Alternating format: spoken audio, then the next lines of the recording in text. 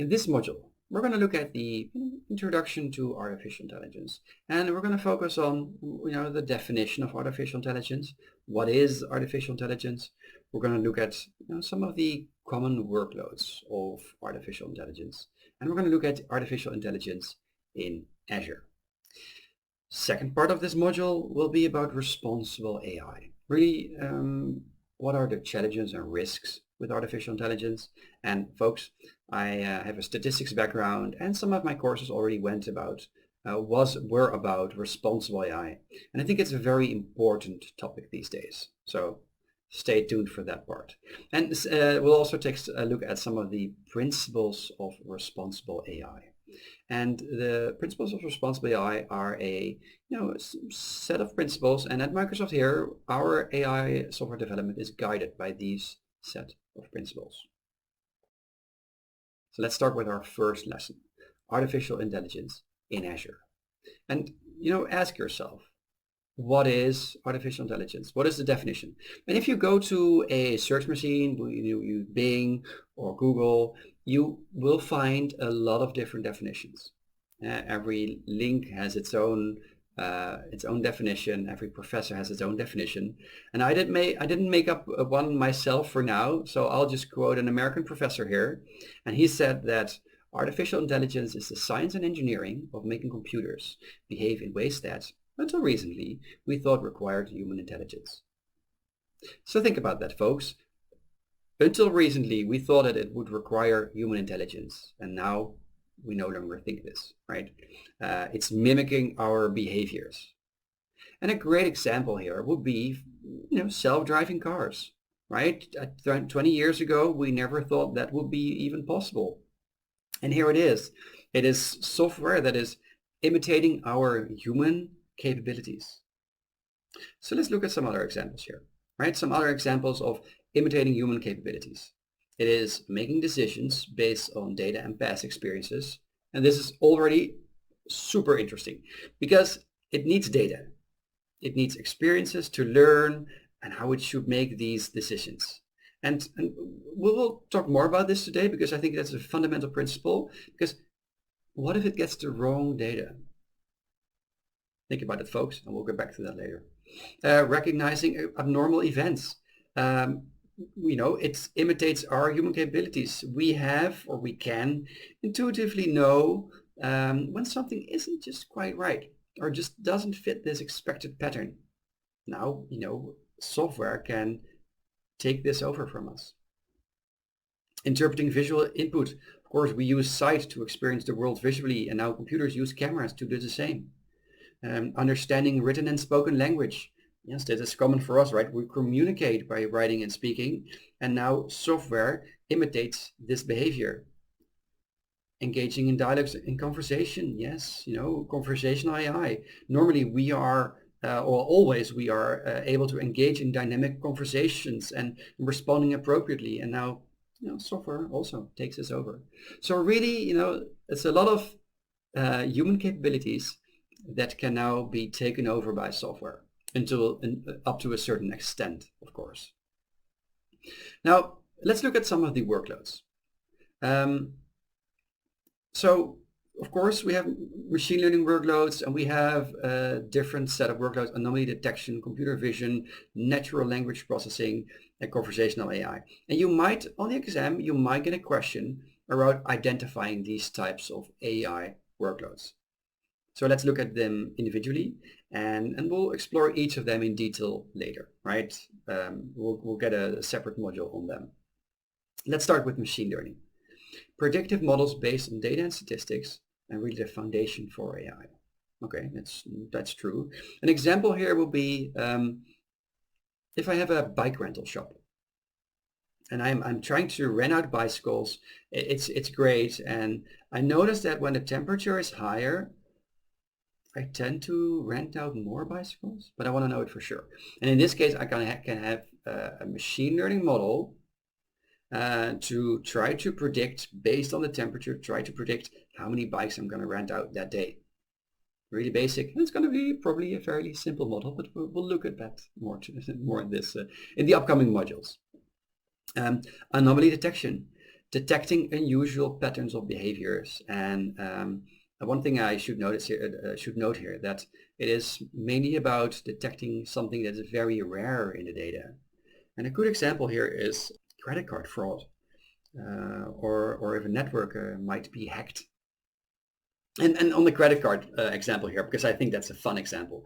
If you buy a credit card, sometimes, or if you have a very unpredictable travel schema, sometimes you also get flagged as a potential fraud attempt.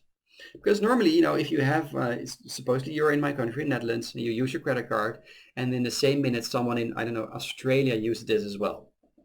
That is strange. And the algorithm will probably say like, uh-oh, something's going wrong. I'm blocking the credit card.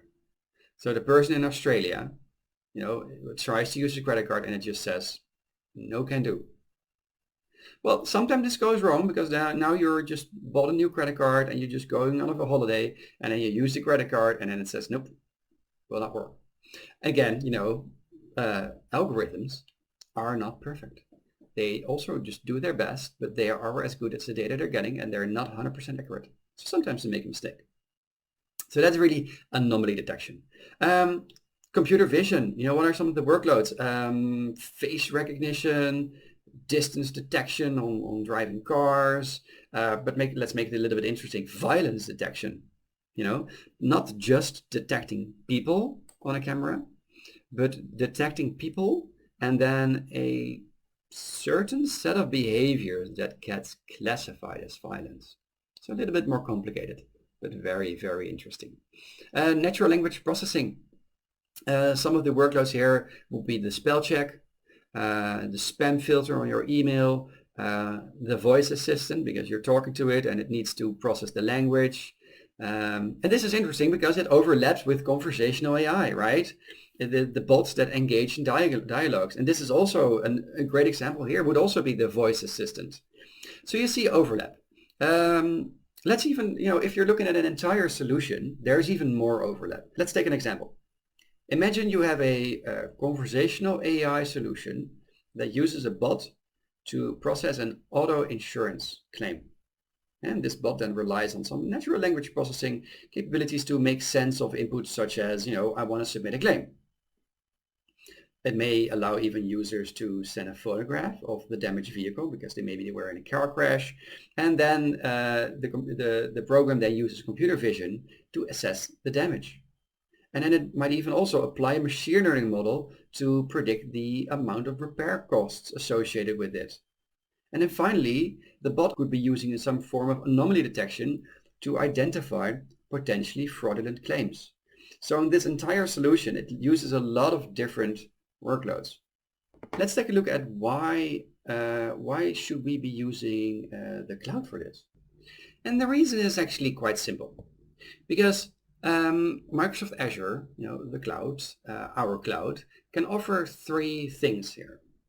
The first one is data storage, because the cloud can offer an almost unlimited amount of data storage. Now, while your own laptop, you might have a couple of, maybe a terabyte, but that's about it. Then next up is compute. Now, training a simple model is only, maybe a second.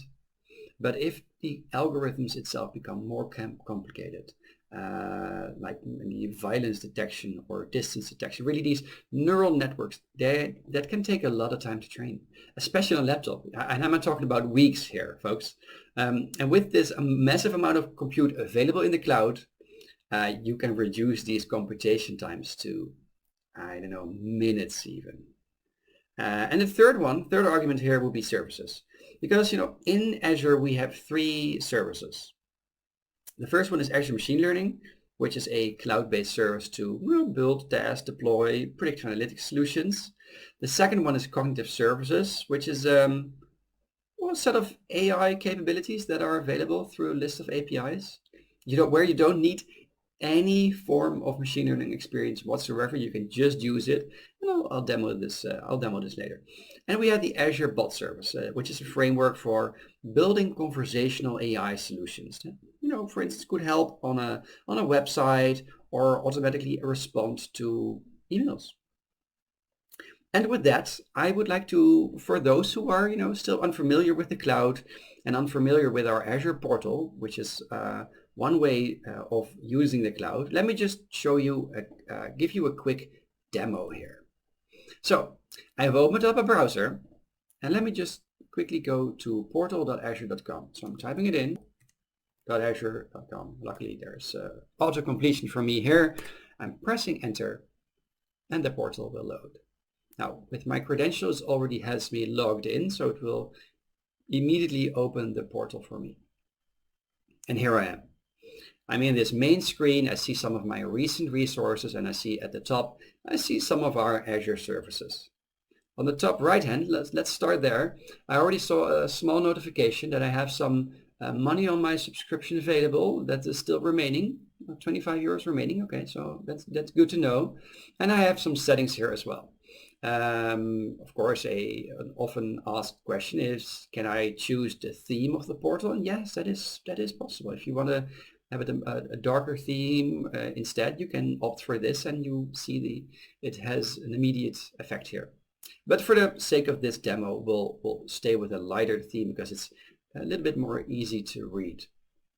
Now, I could also change the language or region here, and those are just some of the general settings. Also in the top right, I could leave some feedback if I'm happy with something or not satisfied with something, and we like feedback. So if you have anything, if you're playing around in the portal, don't forget, give us some feedback here. So that's just the general options there. And if I go to the top left, the little hamburger menu here, it is a flyout panel, and as soon as I click here, it will open up. Now I see some of my favorite resources, and I can also click on all services or even a dashboard. But that's a little bit too in-depth for now. Let me just show you that I can even add and remove things to my favorites here. So I can see here on the center services here, I see a machine learning, and if I hover over it, I can see there's a little star at the top right. I click the star, and with that, when I now go to this flyout panel again, I can see that at the bottom here, there is machine learning, which I can even drag up until here and ta-da. So that's really something you should do, because if you're working a lot with the same resources, it's easier to just add them to your favorites. Another thing that I would like to point out is that as soon as you're hovering over, it brings out this menu, and you can immediately already see that it will give you some, some free trainings, some learning paths available to easily start using these products. So once you are connected, you have an Azure subscription, connect to the portal, and if you don't know what to do, just hover over some of the services, and we'll immediately provide you with some great resources to start learning. Well, I think that's great. And later in this course, we'll show you on how to create an Azure Machine Learning workspace. But for now, I just wanted to show you quickly around the basics of the Azure Portal. So with that, let's go back. So I gave you a small demo of the Azure Portal. And with that, I would like to continue with our second lesson, which is responsible AI.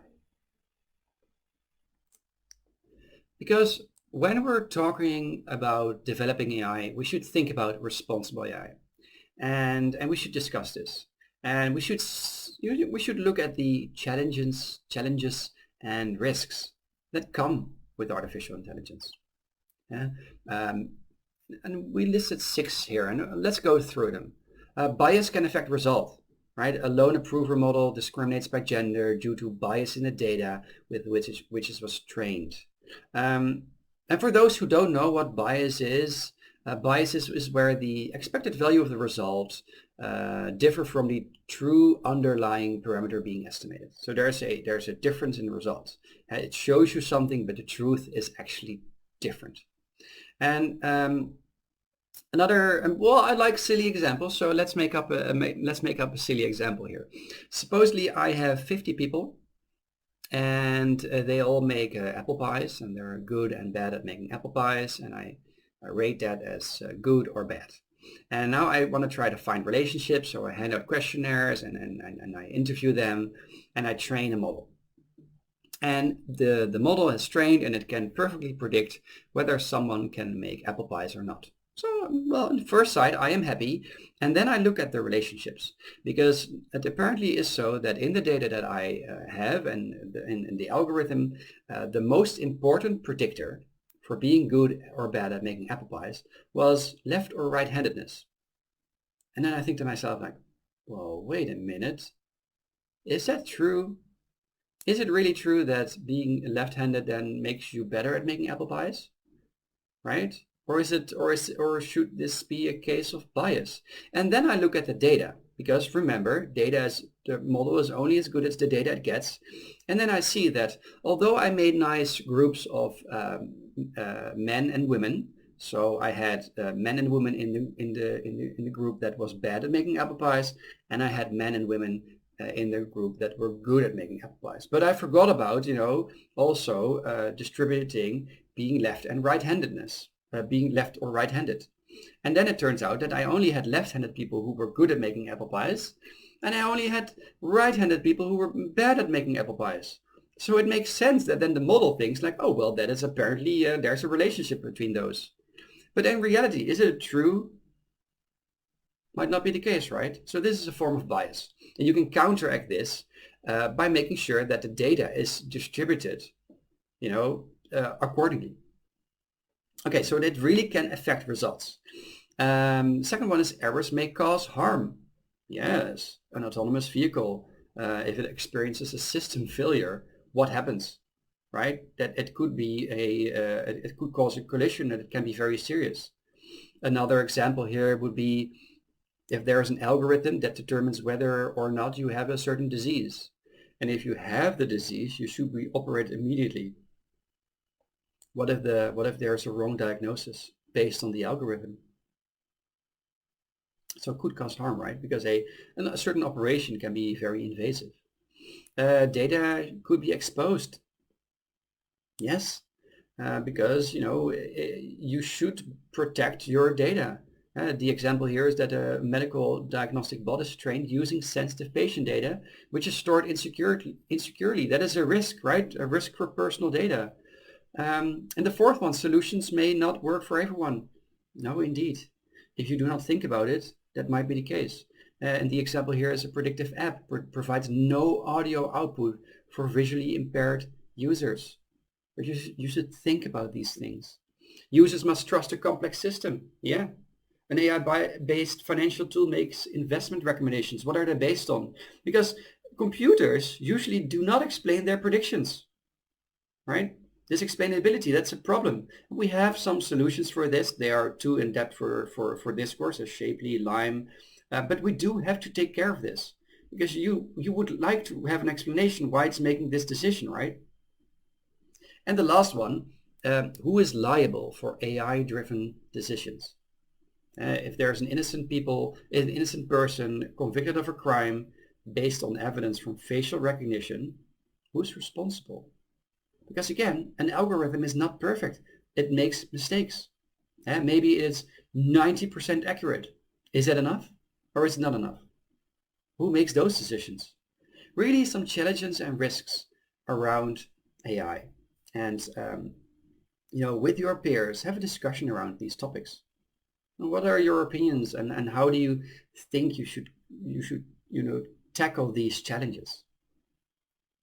Next up, we have the principles of responsible AI. Because when we at Microsoft, when we develop AI software, we are guided by these 6 principles. And the first one is fairness. Because yes, all systems should treat people fairly. It shouldn't, let's make up an example here. Suppose you have a loan approval application for a bank. The model should make predictions of whether or not the loan should be approved without incorporating any bias based on gender, ethnicity, or you name it, any other factor, right? Because it might result in an unfair advantage or disadvantage to a specific group. Luckily, Azure Machine Learning includes capability to interpret models and quantify the extent to which each feature of the data influences the model prediction. Right, so you can look at each feature and see, okay, what does it do? What effect does it have on the outcome? Reliability and safety. Yes, because AI systems should perform reliable and safe. If there's an AI-based software system for an autonomous vehicle, well, you can guess the problem, right? If it's unreliable, it can result in substantial risk to human life. That's why AI-based software development must be subjected to rigorous testing to ensure that it works as expected before it gets released. Let's move on. Privacy and security. Yes, AI systems should be secure, should respect privacy, right? Because sometimes, to train a model, it needs large volumes of data that might contain personal details. They should be kept private. But even after the model is trained and the system is in production, it uses new data to make those predictions or take actions, right? So again, there is this, it's being fed new data, and also that, has to be secured. Inclusiveness, yes. All AI systems should empower everyone and engage people. AI should bring benefits to all people of society, right? Regardless of physical ability, gender, sexual orientation, ethnicity, or any other factor. It should empower everyone. Transparency. All systems, AI systems, should be understandable. You should be made fully aware of the purpose of the system, how it works, what are the limitations that may be expected. And last but not least, accountability, because people should be held accountable for AI systems, right? If there is a problem with this autonomous vehicle, who is responsible? And that's why designers and developers of AI-based solutions should work within a framework of governance and organizational principles that ensure that the solution itself meets ethical and legal standards that are clearly defined. So really just 6 of these principles. And again, it's great, discuss along with your peers, among your peers, who, if an autonomous vehicle has an accident, who is responsible? Is it the person that was driving the car, or is it the data scientist that developed the model, or is it the manager of the data scientist who agreed that if the model was 99% accurate instead of 99.9, it was okay to put it in production? And with that, let's move on to our lab. In this lab, we're going to look at some cards. We have different decks of cards, and we're going to review some example scenarios. And inside those example scenarios, we can identify some responsible AI principles. So I'm going to flip a few cards, but you can do it yourself at home as well at aka.ms/hci-demo. I've already opened the link inside my browser, so let's go there right away. Here we are, and indeed you can see at the bottom different decks of cards. So let's pick the first one here, and it says, make clear how well the system can do what it can do. And on the right side of that, there are some examples. So in this case, you have the Office new campaign experience. There is the word ideas, and there is the word preview. And this gives you, that helps you with setting expectations about the presented suggestions. Another example here would be Apple Music. And Apple Music will say, we think you'll like, when it's suggesting you new music. And this gives some form of uncertainty. And with that, it makes clear how well the system can do what it can do. Let's pick another card. Let's take a red one here. Mitigate social biases. In the example in practice here, you see that there is a calendar, and below the calendar is an icon of a person. And this icon has been made gender neutral, so there is no bias on gender. Let's take another example here. Bing. So when searching for CEO or doctor, it shows you images, but it shows you a diverse set of images in terms of gender and ethnicity. And another example of mitigating social biases is when you're typing something in the Android keyboard, and it suggests both genders when you're starting to type with an H, because it can either be him or her. Okay, so let's take another card here. Let's just take this one. Make clear why the system did what it did. And we're looking here at the example about Office Online. It recommends documents to you where other people have been working on, and there's a description above it that makes it clear why the recommendation is shown. Another example here would be, let's see, Amazon.com, because there is a why recommended session, and it shows you the products in your history that create the recommendations that you get. And another example here, let's see, Facebook, yes, because it gives you an explanation. Why are you seeing this ad in the newsfeed? So again, making clear why the system did what it did. Let's go to another card. Let's see, let's pick, I don't know, let's pick somewhere in the middle here. Encourage granular feedback. Yes. So in this case, in Excel, you have ideas, and then at the end it will ask you, is this helpful? So you can give it feedback. Another example here, Instagram. You can hide specific ads, but then it will ask you, okay, why don't you want to see this ad? What are the reasons behind it? Because it wants to understand why the ad is not relevant.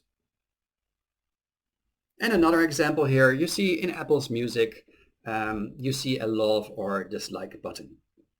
Both are easily accessible, they're quite prominent, and with that you can easily give some feedback back.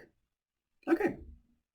So I would recommend going through the cards yourself at home and maybe discuss these with your peers.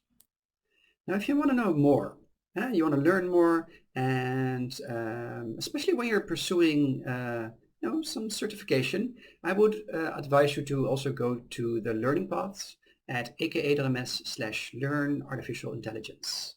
I've already opened up a browser tab with this, so let me just show you. Here we are. It will redirect you to this page. Get started with artificial intelligence on Azure. It's 27 minutes long, and it's a learning path, only one module, and it will actually also just guide you introductory through all the modules. And then just introduction to AI, understand machine learning, and these topics, right, which we already discussed. Anomaly detection, computer vision, natural language processing, conversational AI, and responsible AI. So again, if you want to know a little bit more and pursuing this certification, would definitely recommend going through these. So in this module, we covered the following concepts. We looked at what is artificial intelligence, what are some of the common artificial intelligence workloads, right? I talked about the violence detection, spelling checker, and numerous other things. And we've taken a look at artificial intelligence inside Azure. And in the second part of this module, we took a look at the challenges and risks with AI, remember the bias, and we went through these 6 principles of responsible AI. And with that, let's get started with module 2. In this module, we'll be looking at machine learning. And we'll start, of course, by just an introduction to machine learning. And we'll look at these 3 types of algorithms, which is regression, classification, and clustering. And after that, we'll take a look at the Azure Machine Learning, what it is, and we'll take a look at the designer and automated machine learning, which we call AutoML. And well, I'll just demo that and I'll show you around in the portal, and we'll train a model in the designer, and we'll train a model using the automated machine learning. But first, just what is machine learning? And the goal here again is not to teach you linear algebra. It's just to help you gain an intuition on how machine learning works. So, what is machine learning? Machine learning is creating predictive models by finding relationships in data. Now, suppose I'm a botanist. I'm actually not a botanist, but the example is kind of funny. Suppose I'm a botanist and I just collect flowers. And each of these flowers, they have features such as the measurement of petals or stem or any other kind of details, color, you name it. Now I can provide a label, right, for these flowers. So I'm doing this, and you can see here I provided some labels. So top left you can see 2 flowers, and I labeled those Bellus perennis, and the top right I named them Rosa multiflora. Now this sample data I can now process using an algorithm, and I can combine this together, and this algorithm now is going to find the relationships between the features and the labels. And after it has done this, I can now use this algorithm to predict new flowers. So in this case, I get a new flower, and my algorithm will predict then that it's probably a Bellis perennis. Really simple basics of machine learning. No math yet. Okay, so let's start with the first type of algorithms, which is regression. And regression is it's the most common technique actually, where you want to predict a numeric value, like a price, sales total, or well, you name it. And for this example, we're going to look at bike rentals. So before we can even train an algorithm, I need some data. So here it is. I have the temperature and the amount of rentals. It's in Fahrenheit, the temperature, so it's not in an oven. And you can see that at 56 degrees, I rented out 150 bicycles. And at the bottom of the chart, you can see that at 80 degrees, I rented out 154 bicycles. So already just looking at the data, it seems that when the temperature go up, my bike rentals might go up as well. So the thing I'm trying to predict here is the Y, is the bike rentals, and we're calling this Y, and the feature is the temperature, and I'm calling this X. Now, I'm not going to put this entire data set into a model because I want to test it as well. So what I'm going to do is split it up. Splitting it up in a training set and a validation set. I'm going to use the training set to train the model, and I'm going to use the validation set to validate the model. Now, in a real life example, because this is only a few rows, so in a real life example, it would be more data. I would, probably my validation set would be about 20 to 30% of my data. Now, so I have splitted my data, and let's plot it. I'm plotting the temperature on the horizontal axis and the bike rentals on the vertical axis. And here you can already see that there appears to be some kind of relationship. And I could even, plot a line through this, right? Because I'm trying to find some kind of function. So, plotting a line to it, and there is you can see the trend, and there's a couple of things that are interesting, because the point where the line intersects the vertical axis is around 35, and the slope of the line, well, it looks to be around, for every 1 increase in temperature, it looks to go up for about 1.5 bike rentals, right? Looks about right. So I have 35 as a baseline, and the slope is 1.5. Now, I can create a function out of this, and that will be this function. So this is all the math, folks. Don't be scared. So this is actually my algorithm already, right? Because the function over the temperature, and I can use that. So 35 plus 1.5 times the temperature will be my bike rentals. So let's test it, right? Because now I have my function, and we can test it with the validation data that we held back. And that is not called, those predictions that I'm going to make are not called Y, but they're going to called Y hat. So they have a little hat on top of it. And you can see here that for a temperature of 54 degrees, my actual bike rentals were 114, and my predicted bike rentals were 116. So there's a little bit of difference. And now you can see how well the model predicts by measuring the difference between the predicted values and the actual values that we know to be true. And this tells us the amount of error in the model. And there are various ways to calculate this error and generate some common metrics that we can use to evaluate a regression model. Now, if I plot the predictions here on the graph, and indeed you can see that there is a little bit of error because they're not perfect. But again, perfection doesn't really exist.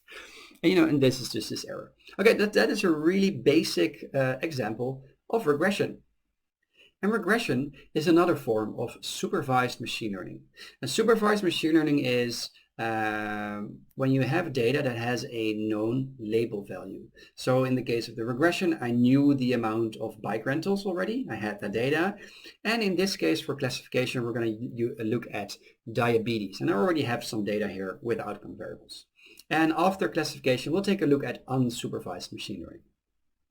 So for now, We have some data, including some features and a label. And the label here is the Y, whether a person has diabetes or not. And the features are some medical measurements like weight, height, blood pressure, and so on. Now, the label here is 1 or 0. So a 0 means not having diabetes and a 1 means having diabetes. And the algorithm we're going to use will predict a number between 1 and 0. So it is a probability. And we'll take a cutoff value of 0.5 to determine whether a person has or does not have diabetes. But first, let's do the same as with regression. We're going to split the data up into a training set and a validation set. Training set to train our algorithm and a validation set to validate the algorithm. We're also going to plot these values on a line. Horizontal axis, we've plotted the features, and the vertical axis, we plotted the Y, the outcome variable, or whether a person does or does not have diabetes. And again, like I said, we're taking this cutoff value of 0.5. We're plotting a line through the values, same as that we did with the regression, with the linear regression, but this time we're not putting a straight line to it. It's a logistic function. Okay, so we have that. Now let's look at our validation set. Again, we have a little bit of validation set, and we plot again the values on this line. Now, looking at this plot, you can see a couple of things. The top value here, the top blue circle, is pretty certain that that person has diabetes. Same goes for the person at the bottom. It's pretty certain that that person does not have diabetes. However, the two values in the middle are very close to this threshold.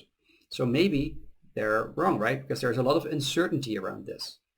The top maybe has like a 53% certainty that the person has diabetes, and the other person has a little bit below this 50. Now, using the algorithm, we're going to make predictions. And we're going to the probabilities. And for the first row, we have a probability that a person has diabetes of 0.2, and the probability that a person does not have diabetes as 0.8. And that is this bottom blue circle here. Let me just point it out with a little laser pointer here that it's this one, right? Because the probability is very low that this person has diabetes. And also the prediction, the Y hat, predicted that this person does not have diabetes. So this is truly negative. And that's also what we're calling it true negative. Okay, so let's look at the other one, the second row. In this case, the person has diabetes, and the probability that the person has diabetes is 0.9. And indeed, it gets correctly classified as having diabetes. And this one here is the top value here, and indeed it is a person has diabetes. We call this a true positive. Now here it becomes interesting, because if we're looking at the data, you can see that this person does not have diabetes, but the probability of him having diabetes is estimated at 0.6, and he gets wrongly predicted as having diabetes. And this is now a false positive. And the other one is the other way around. It gets falsely accused of not having diabetes while it actually has diabetes, and that is a false negative. So it gets falsely put into the negative bracket. Now, again, if we're putting this in a little table, let's do this right away. True positive, false positives, false negatives, and true negative. So top left, true positive, and bottom right, true negative. Now we can compute some metrics with this. Now 4 rows is a little bit, it's just not enough. So what we're going to do is we're going to add some data. And with this, with a magical touch, poof, we have more data. And now you can see that there's 126 true positives and 119 true negatives, and only a few false positives and false negatives. So, so it seems to be a very decent model. I'll color those to make it a little bit easier. Now, like I said, I can calculate metrics with this. So what I can do is I could calculate accuracy, which is the proportion of true results among the total number of cases. And I could calculate the precision. What proportion of predicted positives is truly positive? But let's stick with accuracy, right? So just the true results among the total number of results. I can calculate this. So let's do this. 126, you can see it top right here, 126 plus 119 divided by the total. And this brings me to a 0.897. So that's about a 90% accuracy. Now, when accuracy is not always useful, I'll give you the following example. What if I'm trying to predict a meteor crash in 1,000 days? So every time I sample, and most of the time, of course, there is no meteor crash, but this once there is a meteor crash. And when I now, train the algorithm, it will give me great results. It will give me a great accuracy, but it's not doing anything, right? Because I'm unable to predict this one-time meteor, but my accuracy will be awesome, because the total amount of true negatives is very high compared to the total amount of cases. So this is an example of where accuracy as a metric is not really useful. Now, that's classification, another form of supervised learning. And let's look at an example of unsupervised learning. Let's look at an example of clustering. And the example of unsupervised learning is that we do not have the outcome variable. And we don't know. So in this case, in this example here for clustering, we're using flowers, and we have the length of the flower and we have the number of petals of the flower. Remember the example I gave you before we went to regression, right? Then we labeled the flowers, but now we don't have this labeling. So we're going to try to find clusters. How are we going to do this? Well, let's first put it on a two-dimensional plot. Now, on a horizontal axis and on a vertical axis, I'm going to place the length of the flower and the number of petals. Next up, I'm going to decide how many groups do I want to find. And I determine I want to find 3 groups, and that is called K. So I'm going to find 3 groups, and I'm going to place 3 data points randomly on this grid. And I'm going to call those centroids. And then I'm going to determine which are the nearest flowers of these centroids based on the mean distance. Let's make it a little bit more colorful, and here it is. So I found the nearest flowers. Next up, as this cluster algorithm is doing, is I'm going to place the centroids in the middle of the flowers it found. So here it is. Now it is nicely in the middle. And then again, I'm going to find the nearest flowers based on the mean distance. So let's see what happens now. Aha, okay.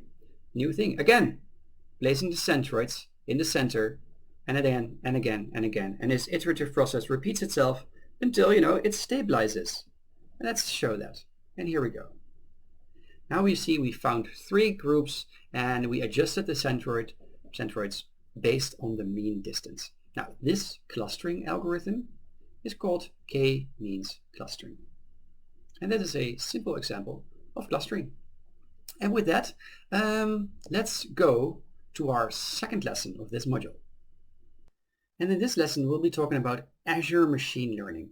And what is Azure Machine Learning? And we'll look at the automated machine learning, and we'll look at the designer. But first, start at what is Azure Machine Learning? Well, simply said, it is a cloud-based platform for machine learning.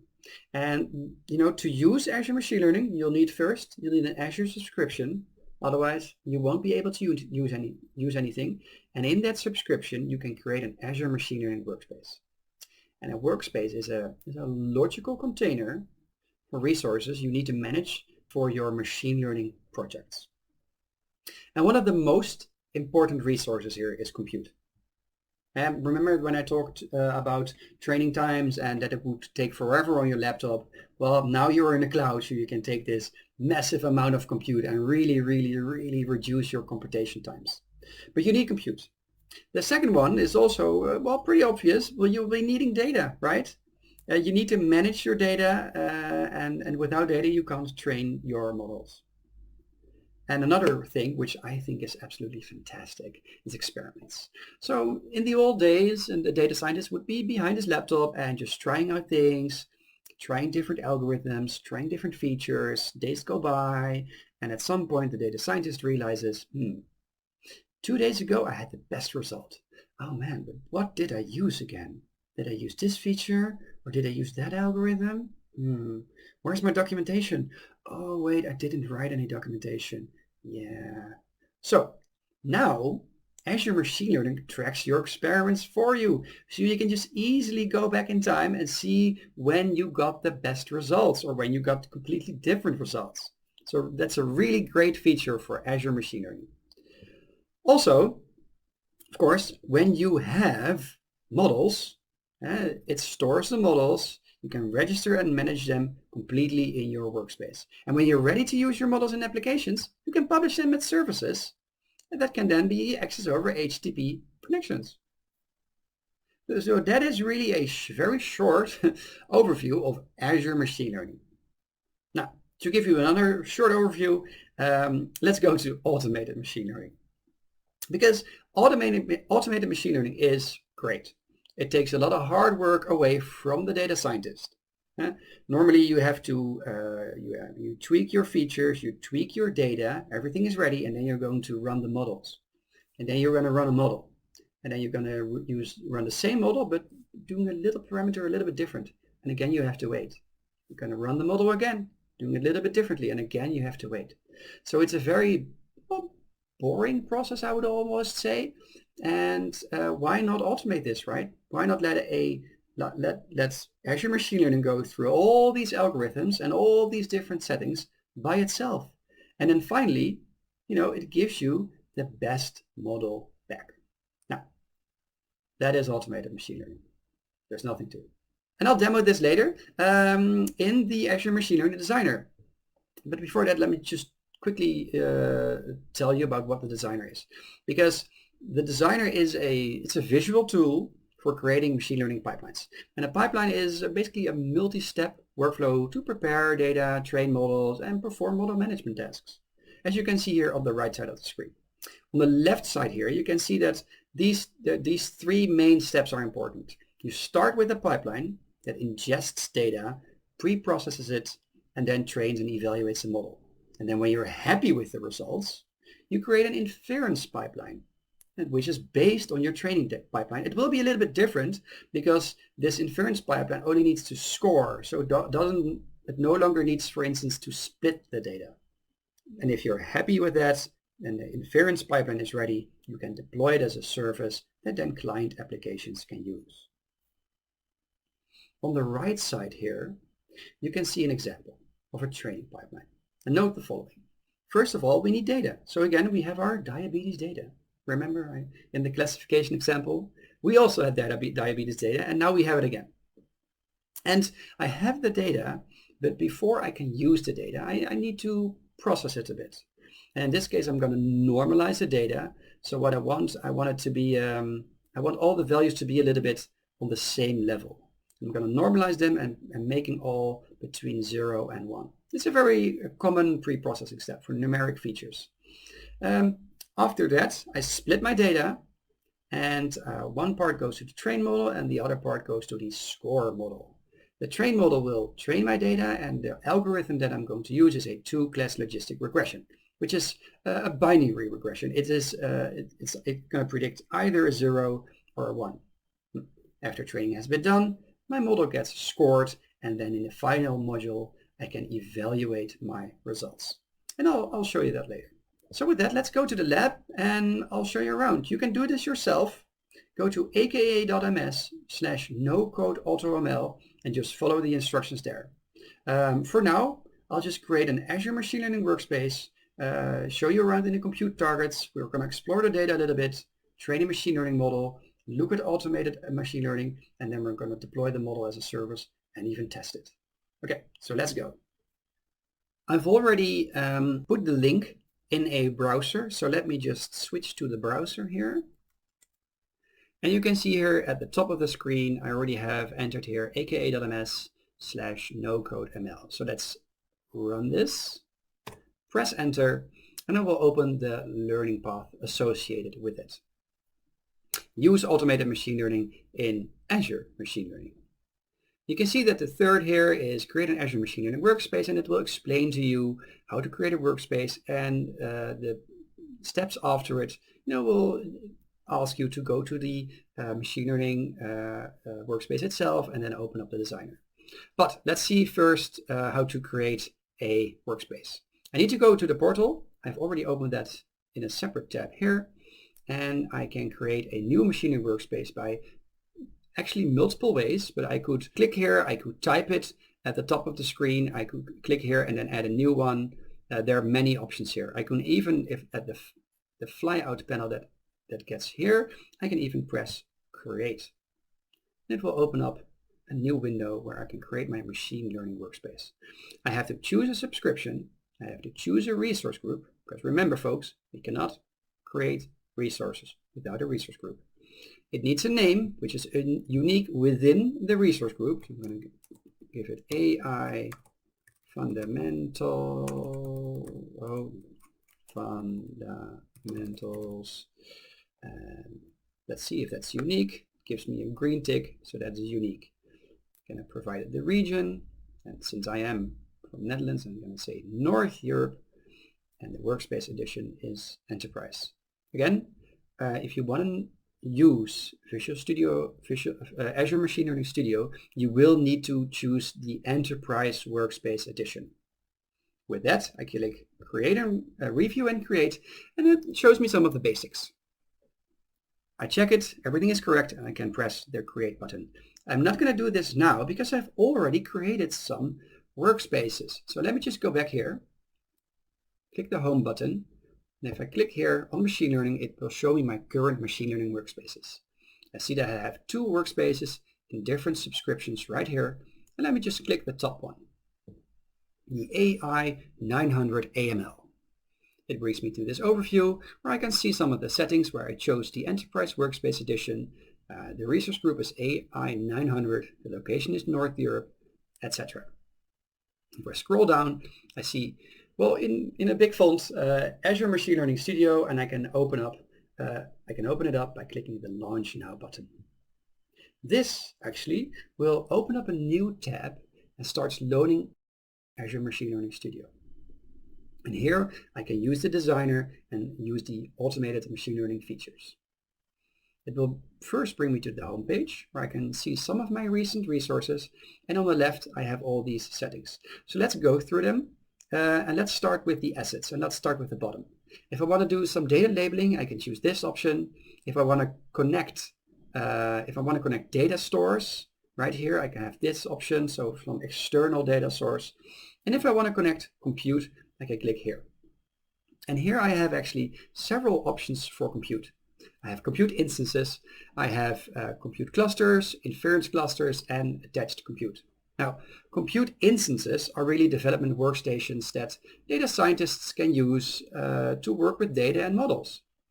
While compute clusters are really scalable clusters of virtual machines for on-demand processing of experimental code. Inference clusters are deployment targets for predictive services that use trained models, right? The ones that you trained. And attached compute is links to existing Azure compute resources, such as virtual machines or Azure Databricks. So that is compute. And we also have an option here, endpoints, but I will show you that actually a little bit more later, since we're going to train a model and then deploy the endpoint. Models, of course, since Azure Machine Learning, like it was in the slides as well, it stores my models and actually also keeps versions of it. I can easily track my pipelines that I created, and I can also track the experiments that I created. And as you can see here, there's currently one experiment, and it's called diabetes. Now, looking at data sets, I have added a data set. This is called diabetes, and if I click on the data set, it will give me some of the general properties, like the size of the data. Now, I'm not interested in the size of the data, I want to see the data. So here I can click Explore and I can see the data there. It loads the data, gives me the first 50 rows and gives me the columns. I can see here pregnancies, glucose, blood pressure, skin thickness, insulin, BMI, etc. And on the most right, I can see the outcome variable, which is either a 1 or a 0. A person has diabetes or a person does not have diabetes. Now it is interesting to see here, folks, because when you're thinking about data, you also have to think about how to ingest the data, but also how to prepare the data. Sometimes the data is not ready yet. Maybe there are errors in the data. There is 66 typed out in letters instead of numbers, and it ruins the entire column, or there is a lot of missing data or weird values, and so you have to do a lot of data cleaning, a lot of preparation to make the data ready for the algorithm. Because remember, the model is only as good as the data it gets. Okay, and if I'm happy with this, I can use the data for my model. I could also, create other columns out of this, and this is called feature engineering. So maybe I could combine certain columns into a new column, or I think a great example here would be the date, which is not present in this column. But if I have the date, I could also create a new column with just the week number, or a new column with just the month number, or a new column with the season, right? And that is feature engineering. And then I can create lots of features, and then I have to select which features are important. But I'll show you that during the designer. Okay, and here we have the designer. Let me just click on this here. And if I go towards the designer, it will already give me some examples, which I can already use, build on. And below here, you can see the diabetes prediction. I've already started building this. It's a training pipeline, so let's click on this. I click on it, and it brings me to this new window. On the left, I can see all the modules that I can drag onto the screen. And here I can see the training pipeline that I've already made. Now, when I talked about feature selection, right, because you're going to create a lot of features, and sometimes you just have to select which one are important, there are modules for this. I could do this. I could click the feature selection, and I could drag one of these modules onto the screen and use it. Now, for now, that is not needed, so let's take a look at this training pipeline. It starts with diabetes data. I normalize the data, so I'm converting all the values to be between 0 and 1. So all the columns are a little bit like each other, and it's better for predictions. Next up, of course, right, we're going to split the data into training and validation, and the training set we're going to use a two-class logistic regression tool, which is a logistic regression, a binary classification, so it can classify into two classes, 1 or 0. And when that is done, I'm going to score the model, and I'm going to evaluate the model based on the results, right? I had the predicted values based on how I score the model, and I have, of course, the outcome values that I already had. Now I can click on this as well. And remember, I can click on each module. So let me just show you that first. I can even click here on this two-class logistic regression, and it gives me some parameters that I can change. I'll get back to this, because if I want to change the parameter here, I have to train the pipeline again, and that will take time. And that is why automated ML, automated machine learning, is so great, because it does it for me, right? I don't have to do this all over and over and over again. Okay, so let's look at evaluate model. So it already ran, so it already did something for me. It made it quite basic. Let's look at some of the outputs. Evaluation results, and I click the third button here on visualize. We'll open a new window, and here I can see some of the metrics and some of the results. Now I'm not gonna go into these top three, but I think you recognize this confusion matrix, which is the name of this 2x2 table. I can see that 71 cases here got correctly predicted as having diabetes, and I can see 220 cases of correctly not having diabetes. But still, there's plenty of false negatives, because they got predicted as not having diabetes while they actually had not had diabetes. And the same goes here, right? 27. Now, I already talked about the threshold, which we set at 0.5, but I can change this. And with that, also these accuracy and these other metrics change with it as well. Remember when we talked about accuracy and precision?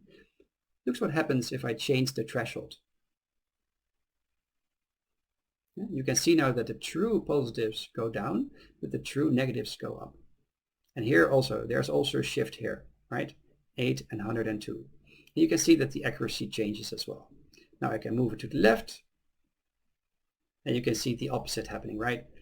The true negatives go down, but the true positives go up. And it's really dependent on the use case. And this is some homework I'm giving you. Think about, for instance, pregnancy tests. What is important there? I'm not going to spoil the answer for you folks. You'll have to find it out yourself. So that is really an easy way with the designer to create a machine learning model without using any code. I can just create this, run it, and I'm done. And when I'm happy with this, I can create an inference pipeline. For real-time inference pipeline, I can click this button, but it's grayed out. And it's actually quite simple why it's grayed out, because I've already created this. And because I created this, there is a button here that's now become available, real-time inference pipeline. I click on it, and now it opens this inference pipeline.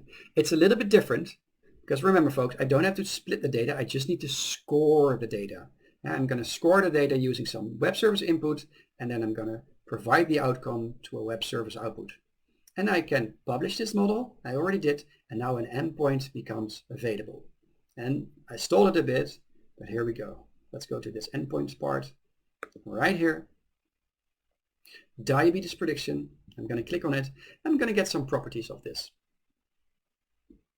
I see the attributes, I see the REST endpoint, and I see how I can consume it using this tab. It also gives me some code, it gives me some keys, it gives me the REST endpoint. Really easy to use this. And even better, I can also just test it. If I click on test, I can see some of the values I can give it. I can change it if I want. So age 50, I can make it 77, and then I can press test right here, and it will give me an outcome. Also remember that the probability was always between 1 and 0, and that is also the case here. Scored probability is 0.7, which results in a scored label of 1.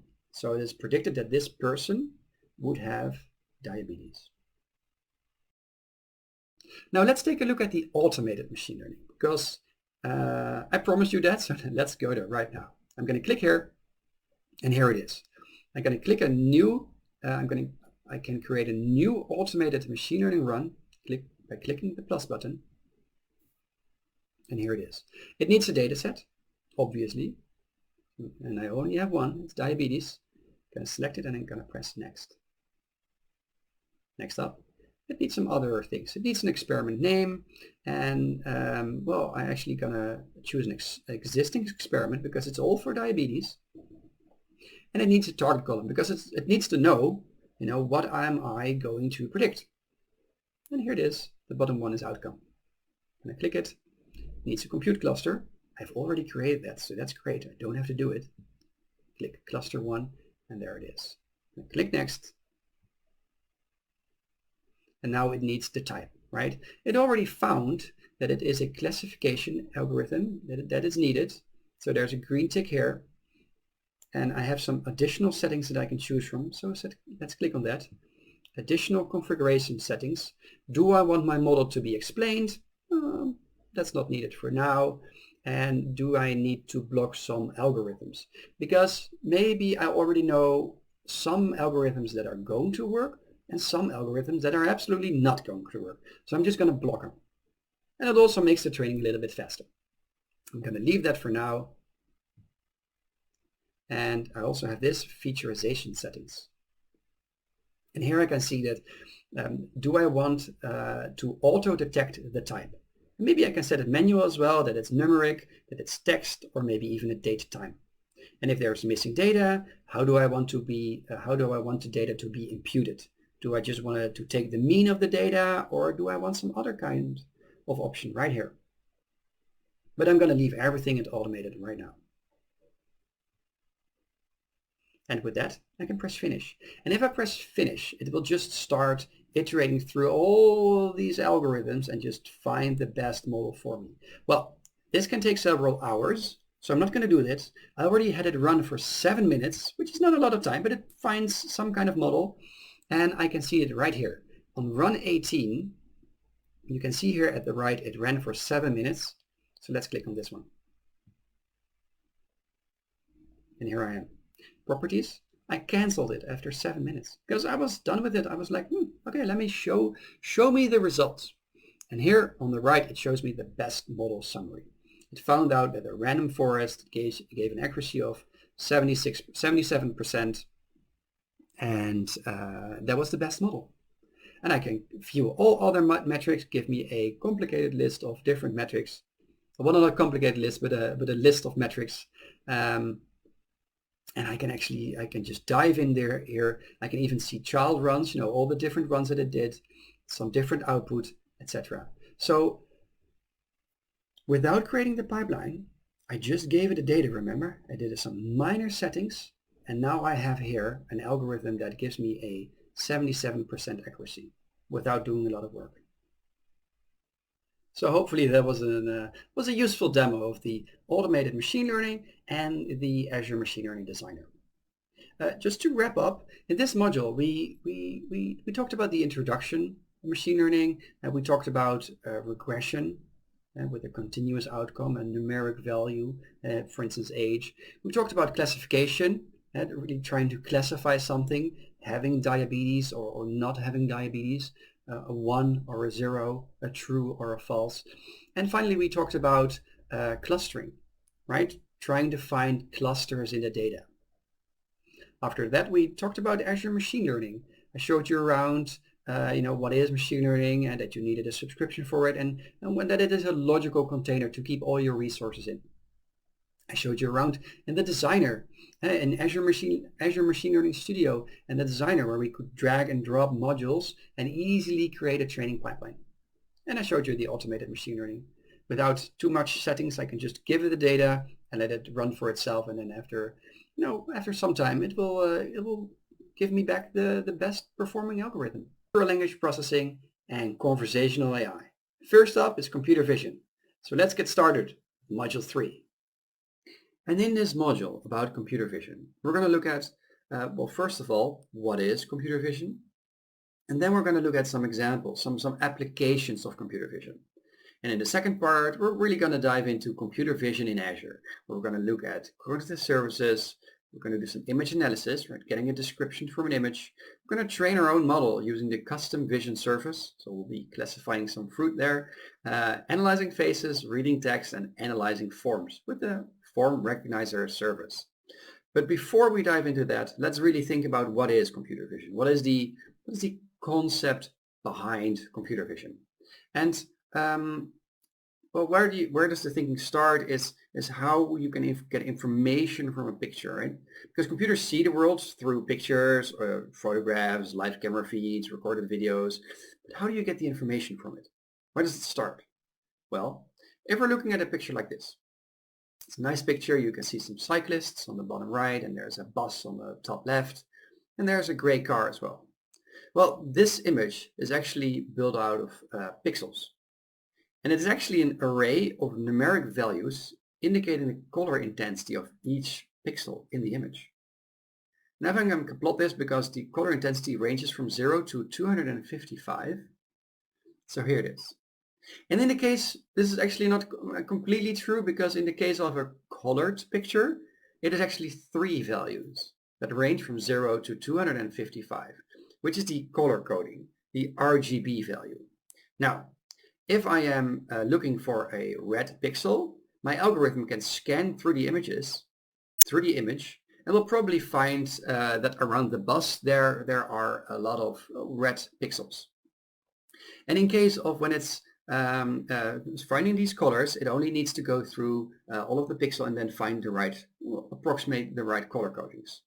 However, looking at this picture, and it's in computer vision algorithms, they don't only detect just a pixel, right? They detect patterns. So for instance, how would a computer vision algorithm detect a line? Well, in this case, it wouldn't scan just one pixel, but it will scan a small square. And by looking at this picture, if we're looking at the lines on the road here, you can already see the rest of the street is darker gray. So there's a large color difference when you're indicating a line. Well, and this is exactly how an algorithm finds such patterns: a line, a corner, a circle. So that is really how an algorithm of computer vision extracts information from a picture. And with that, let's look at some examples. Yeah, some applications of computer vision. The first one is image classification. In this case, the model uses the numeric pixel features to predict a class label for the image. And you see here a taxi, so it recognizes it. It's probably because of the shape and the thing that has put on top and the color. So that is image classification. There's also something called object detection, where we train a model to classify individual objects in the image and to indicate their location within the image as a bounding box. And here you can see it, right?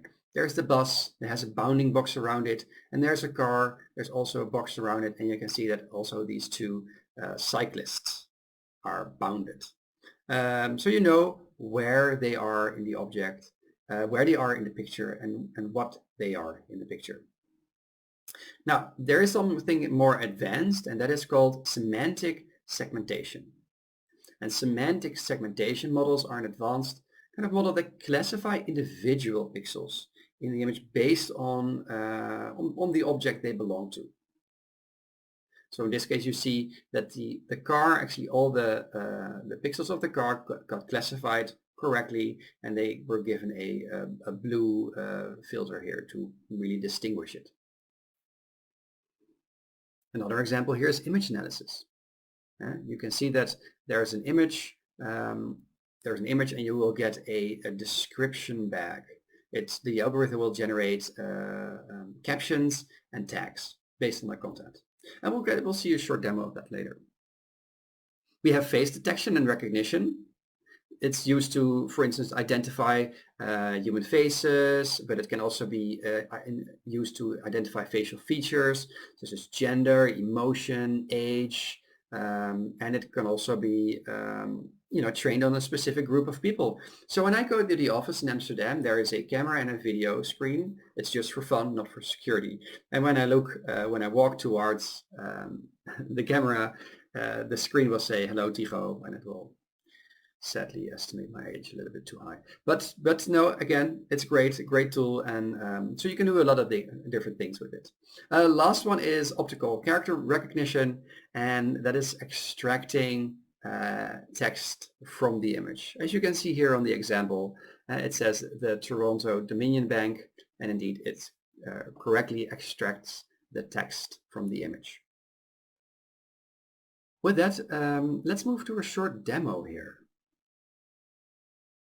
And for this demo, I'm going to go towards a browser. I've already opened up the link here, aidemo.microsoft.com/computer vision. So I'm going to run that right away. And here we see it. So here you can, look at some of the applications of computer vision. And we're going to look at analyze and describe images. And I can pick an image here on the right side of the screen. So let's pick one here. Let's go with, I think it's a taxi somewhere. And here you can see what happens. The algorithm recognizes the picture. It provides you with tags. So in this case, you can see that it's 100% certain that it's a building, there's a car, there's a road, and as it has more tags, the confidence go down. So it's only 16% confident that that is a curb. There is a curb in this picture. It gives you a description, so it says a car parked on a city street. Yeah, could be the case. It could also be in case if I look at this picture that maybe it's waiting for a traffic light. Could also be. And it's telling me that there is no racy content and no adult content in this picture, and it's very certain that there is not. Let's try another image here. Picking out another image here. Let's try this one. Beautiful picture with some water. I see some buildings, I see some trees. And again, the tags here as well, that it recognizes some trees. It sees that it's outdoor. It's 68% confident that there is a lake. Okay, I'm not completely sure about this. And there's the right is only 18% confidence. The description here, what it gives you is a bridge over water with a city in the background. Okay, and there is no racy content and no adult content. And this is really the AI algorithm giving you a description, giving you tags back based on a picture. Okay, let's look at something else. Let's go to the next step. Read text in imagery. I already showed you a small example of this optical character recognition, and let's see how it works in real life. So I'm going to click on a picture here, 42 Street, and the transcript, it extracts the text from the picture and it says 42 Street 42. And the second 42 is also correct because I can see here on the right hand side of the screen it says 42. Okay, let's try another image here. Let's see if we can find if it makes some mistakes here. Again, no, it extracts the text from the image and it says no pet crossing, use crosswalk. And the transcript, yeah, it seems to be correct. So really OCR, optical character recognition, extracting text from an image. Now, it doesn't only have to be like typed text, it can also be written text. So let's see here. We have free hugs. You see a picture here. And again, you can see that the transcript below is free and hugs. So this handwritten OCR also works very, very well. Let's try another image here. I see here, this looks interesting. Steel cut oats with apricots, cranberries and spices, served with yogurt or milk. The transcript seems to be almost correct because I do notice something that there is a 1. There's a transcript with a 1 and a dot, and maybe that has to do with some of the vertical lines in the picture that gets wrongly classified as a 1. So again, folks, it works very, very well, but it's not always perfect. Let's look at something else. Let's look at recognizing celebrities and landmarks. Well, since I am maybe biased towards a certain picture, I think you can already guess which picture I'm going to choose to see if the algorithm correctly recognizes a celebrity. And here it is. The algorithm runs. It sees the picture and it correctly identifies Satya Nadella, 100% confidence, as being the celebrity in the picture. It's really a great way to just play around with these kinds of algorithms. And you can find them at aidemos.microsoft.com/computer vision. Okay, and with that, let's go back. And now let's take a look at computer vision in Azure. The second part of this module. I will start with cognitive services. Because Azure provides you a set of cognitive services that encapsulate common AI workloads, such as computer vision.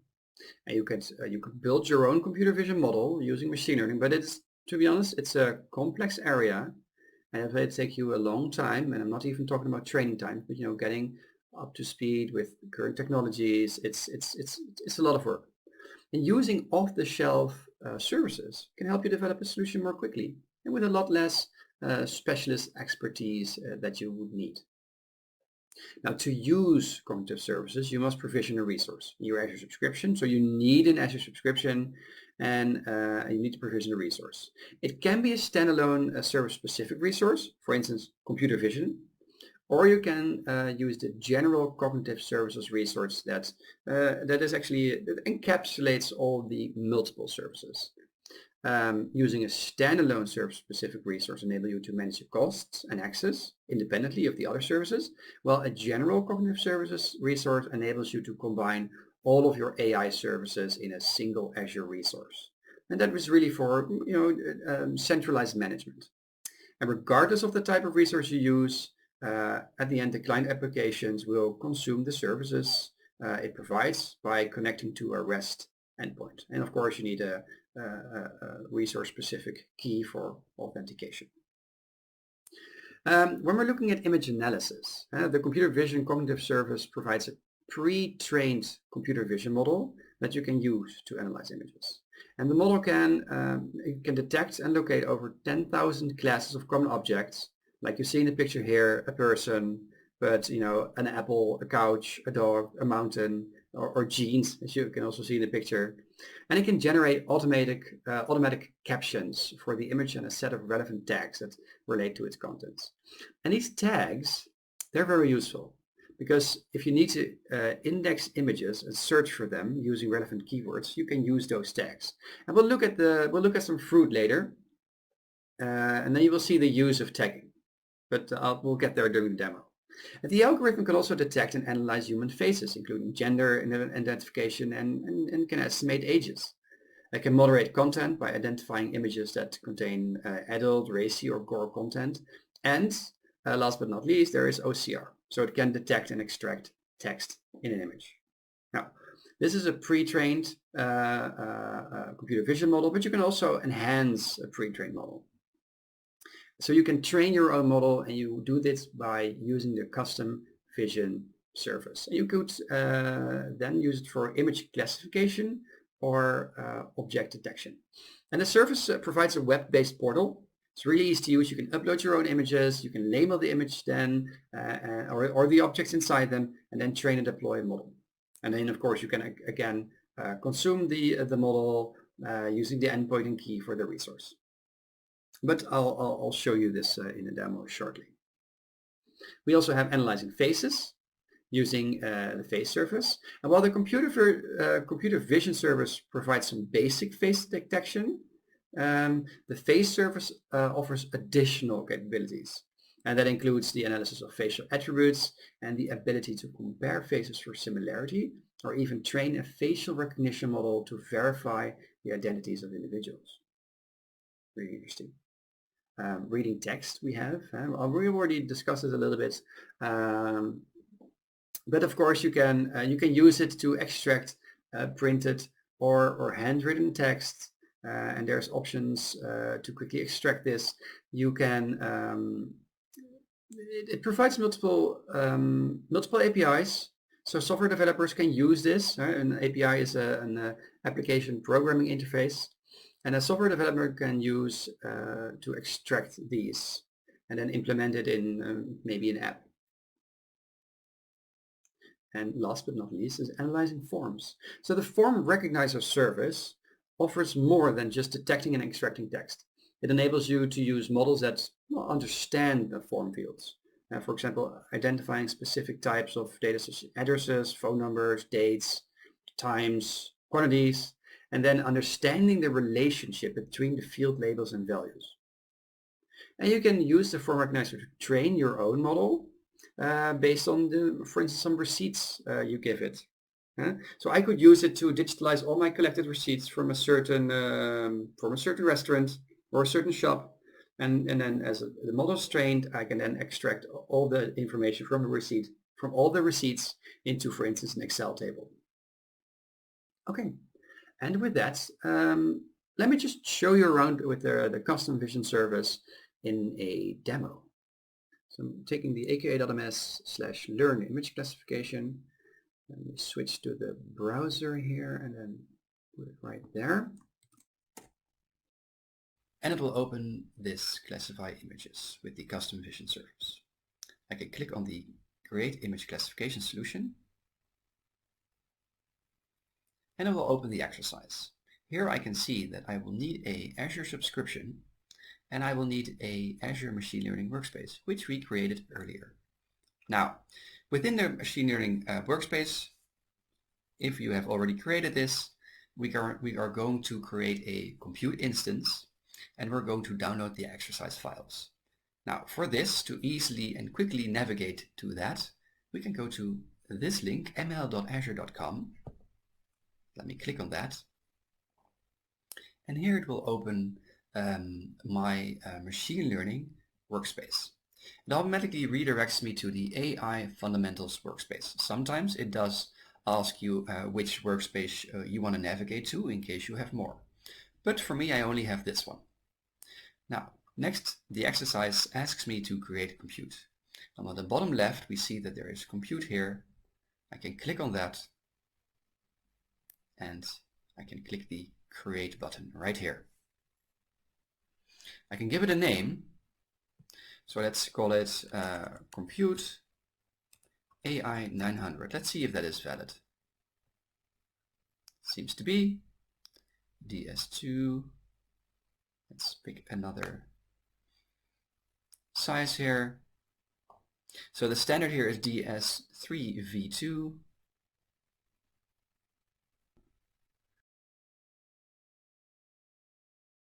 It asks me to create a DS2V2.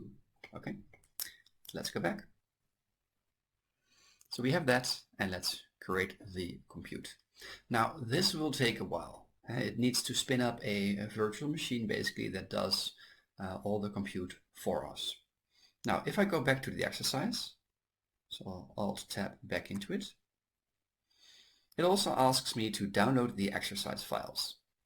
In the studio where we are, we can create a new file and then we'll paste the code in there. So we will be using notebooks for this. So I'll copy this code.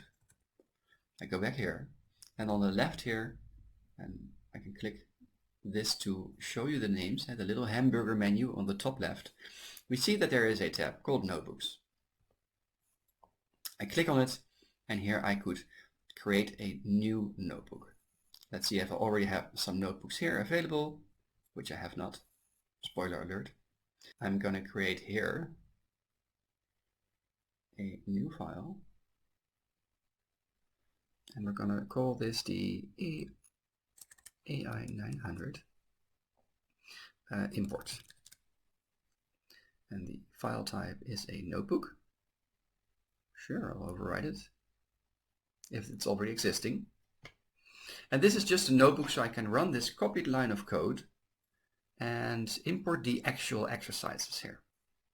Now, what you'll notice right away is that I haven't attached it to any form of compute yet, and it will tell me this. Hey, your document is currently not connected to compute, but you will see that it is actually already finding the compute, but the compute itself is still creating. Okay, so let's close this message. We'll have to wait for this in order that we can run the code. So I'm going to close the message here, and here remember that I copied a line of code. I'm going to paste the code in here, and here it is. So this line of code will basically clone a GitHub location to my folders here. So while it's creating, let me just quickly navigate to this right here so you can see what it is. And while this is loading, you can see here that this GitHub contains all the exercises from object detection, image classification to language understanding. So we're cloning these files into our Azure Machine Learning Studio. Okay, so let's go back. As you can see, it is still creating. So meanwhile, let's check what the exercise wants us to do. It wants us to press the run button as soon as the compute, of course, is up and running, and then we'll complete the exercise as is in the GitHub. And we'll do the image classification exercise here. Okay. And now you can see that the compute AI 900, it's up and running. So now I can actually run my code here. So I can play the run cell, click on the run cell, and I will see some output here. Cloning into AI fundamentals, it's receiving objects, etc. So it pulls the entire information from the GitHub and puts it in under my user files right here. Now it's checking out the files and it's done. Now as you can see, I don't see anything here yet, but let me just press the refresh button right here. And here we are. There is now a new folder called AI Fundamentals, where we can see all the exercises right here. So here we are. We've opened the notebook, image classification, and as we can scroll down, we will see the exercise. First of all, it will ask me to create a custom vision resource. So let's do this right away. I'll go back to the portal, and as you can see here, it will ask me to create a custom vision with the training pricing tier F0. Okay, so let's do that right away. I'm in the portal. I'll click resource groups right here. And here I have my AI fundamentals resource group. And let me create something in here. So I'll press the add button and I'll type in custom vision. And here we are. I'll press the create button. And of course, we'll need to give it some basic information. So we'll have both the training and prediction. We have our internal subscription. We have our resource group AI fundamentals, and we'll call it a name, and that will be the AI 900 custom vision. Is it already taken? It is already taken. So let's call it the AI fundamentals custom vision. That's still free. Then I'll need to specify my training resources. I want it obviously in the West Europe, since I'm from the Netherlands. Pricing tier, I'll use the standard tier. You can use a free tier, but I'll probably have already some resources running. So then the free tier will not work. So I'll choose the standard here. I'm also going to select this one, West Europe. Pricing tier will be the standard tier. And I'll go to review and create. I'll create this. And while this is creating, let's check what our next exercise is. So I'll go back to the machine learning service. I'll scroll down. And next up in the exercise, it wants me to create a custom vision project. And it will, I need to download and extract training images from aka.ms/fruit images. So let's do this right away. I'll go here. Now, if I open this in a folder, I can see that there is now a zip file called training-images. So let me unzip this, extract all. Okay, great, extract. It will give me a new folder here, and within that are 3 folders: apple, banana, and orange. Apple will contain pictures of apples. You see some red apples here, some green apples, etc. Now, if I go back here to banana, you might be surprised that there are banana pictures in this. Okay, and the same, of course, goes for orange. It's not an orange folder, but it contains some oranges. So we have that. Now let's go back here. And it wants me to open in another browser tab the custom vision portal. So I can right click on this and then open in a new tab. Don't click on it, folks, otherwise it will open that link and it will shut down this studio. So open in a new tab. And here we are. Visual intelligence made easy.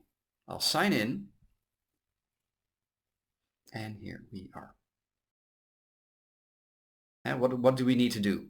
Well, we need to create a new project called Grocery Checkout, which I'll copy right away here. And it needs to be a classification project type and a multi-class classification type. And then we're going to add some the pictures that we downloaded before, and we'll take the domain food, because the algorithm that we're going to use is already a little bit familiar with types of food, so that will help us in our predictions. Okay, so let's go to Custom Vision Projects. I'll create a new project here. The project name I just copied, so I just paste it here in fruits. And let's see, it's a classification, it is a multi-class, and the domain is food. So click on that, and that will create the project. Now this will create a new sort of workspace where I can do various things in. I can add the images. I can see if they are tagged, so if they have like almost like a clothing tag attached to them, and then we can start training this model. So first of all, what we can see here is in the center of the screen there is add images. We'll need these, the training images. I'll go towards apple, and here I'll select all the apples in the image, Control A, I'll open them, and here we have them. Now at the bottom of the screen here you see add some tags to this batch of images, and in this case my tag will be apple. So every picture here gets tagged with apple. I'll upload the 15 files, and we're done, and now we can see them right here in the center of the screen. As soon as I click on one, you can see a larger image of the apple itself and the tag apple. Okay, so let's add the other two as well. I'll press add images again. I'll go back to training images. We'll go to banana, and I'll select all the bananas in here. Now I will add a banana tag to them. I'll upload them as well. And as you can see, they will show up right here as well, together with the apples, all nicely together. Now, last but not least, oranges, don't worry, we'll add you as well. So I'll go back to training images, click on orange, and I will select all oranges right here and give them, of course, the appropriate tag, orange. Orange. Live typing, always difficult. Okay, they're uploading, and also these 15 images uploaded successfully. Okay, and as you can see now, as I scroll down here, we see oranges, we see bananas in various positions, right? Some here you can see it's lying like this or the other way around, and we see apples also photographed from different orientations, and even also apples with different colors. Okay. Now at the left side of the screen here, I can see that I have currently showing all the tagged images. If I click on untagged, it will show me all the untagged images, which I do not have any. So close that one as well. So luckily all my images are tagged, and I am completely happy with this. I could filter down here. If I just select apple, then I will only be shown the images of apples. Okay. So now we are ready. We have our images of apples, bananas, and oranges, and now we can train our model. But let me just show you the exercise. Where are we right now? So we've added the images, we've specified a tag, we've done this as well, and now we are going to select the quick training option right here, and then we'll do a quick test.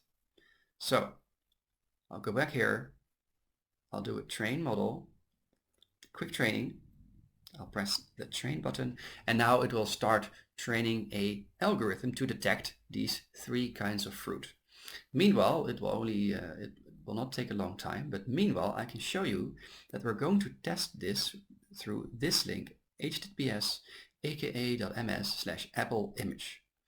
Now, just to show you this shortly, let me open this link up and paste it in here, and this is the image that we're going to use to test the algorithm. It is a picture of an apple. As you can see now, the training has been completed. It gives a high precision recall and AP, so it's performing quite well. Now let's give it a quick test, as I explained earlier, clicking the quick test button, and now it will have I will have to put in the URL. So I'll put in aka.ms/appleimage. And here we have again the apple, and now it will give me a prediction based on the algorithm we just trained. Okay, so is absolutely sure, well, 99.9% sure that the picture I have just uploaded is actually an apple. So it's performing quite well. Okay, I'm happy with this. Hopefully you are as well. So let's close this now and publish this, right? And make it available. Oh, let in performance, and then on the left side here I have the publish button. So I'll click that. I have a model name, which is groceries, and then I'll choose a source here, and then I'll press publish. Okay, so the model is now published, which is great, and I'll need some information now. So let me just go up to the top right of the screen. There's this little gear icon. I can press it, it will show me some information. Let me copy the project ID here, which is as well requested in the exercise. So if I go back to the exercise and I'll scroll down a little bit, it says here after publishing, click the settings icon and copy the project ID. Okay, in the code below. So if I scroll down in the code below, then it selects this box. So let me delete this and then paste in the project ID. Now, to avoid confusion here, we did this, and then it will tell you something, because I need the information which is called a key and an endpoint. And if I go back here, I can see a key and an endpoint, but this is not the correct one, because this is from our training, and we need to go to our prediction. So I go to the top left here, click the I button here, and now I can, on the right side, I can click the gear button right here, and then I have here the top one is the one that contains the correct key. Copying this one. And the correct endpoint. Just as easy, you know? Okay. Pasting it right in here. Model name is indeed groceries. So now if I press the run button, it will say ready to predict using model groceries in project, and this is the ID of the project. Okay. So we're gonna install some things here. Because you'll need some custom Python packages for this, but you don't really need to understand this now. You'll just need to run this code, and as you can see, it's actually already installed, so I didn't even have to run it. Okay, and here what it will do, this is a box of code, and let me just quickly simply walk you through it. It will take some images, and basically in a loop it will predict those images. And then it will show me a little plot. Okay. So I'm just going to press the run button right here. I'm going to scroll down. And here it will say classifying images. And now it will loop through the images and classify each image. And after that is done, it will show me the results. So as you can see, it's still running. There it is. It's done, and now I can see here. I can even scroll down a bit on the right side, but I've given it some apples, some oranges, and some bananas, and they are all classified correctly. So you've seen now how easy it is to create an image classification solution. And there were additional exercises that you can do yourself as well. So if you can go to aka.ms/explore computer vision, that will bring you to 6 modules about the computer vision in Azure. So let's go there now. I'll open it up. I have a tab here open. Let me just press enter here. Okay, and it loads the learning path. Explore computer vision in Microsoft Azure. And remember that we talked about, image analysis, analyzing faces, reading text, and analyzing forms. Well, each of these has its own module here. So analyzing images, classifying images, which I just demoed you, detecting objects, detecting faces, reading text, and analyzing receipts with the form recognizer service. So go through these at your own pace and learn more of the services we have to offer. And that brings us to the end of this module. And in this module, we talked about what is computer vision, how do you get information from a picture or from a video, And in this module, we're going to look at natural language processing, also called NLP. It makes it a little bit easier. And we'll start with an introduction, And then we'll go into, natural language processing services in Azure. And we'll take a look at those. We'll take a look at text analytics, speech recognition and synthesis, translation, and language understanding. But first, let's look at these words, right? Natural language processing. What is it? Because we have language processing, right? We have programming languages like Python or C# or Ruby, you name it. And you can type a sentence and you can execute the code and the computer will understand it. But the thing is, the difference here between natural language processing and normal language processing is that a programming language has to be precise. If I make a typo, it will not work. All the developers here can absolutely agree with me, hopefully. And natural language is something else, right? Because it has a large vocabulary, there are words with different meanings, there are accents, dialects, wordplay, and many other things. So that's really the difference here. And that's what we're talking about if we're talking about natural language processing, really how we do language. Now, what are some of the areas in AI? Well, we have text analysis and entity recognition.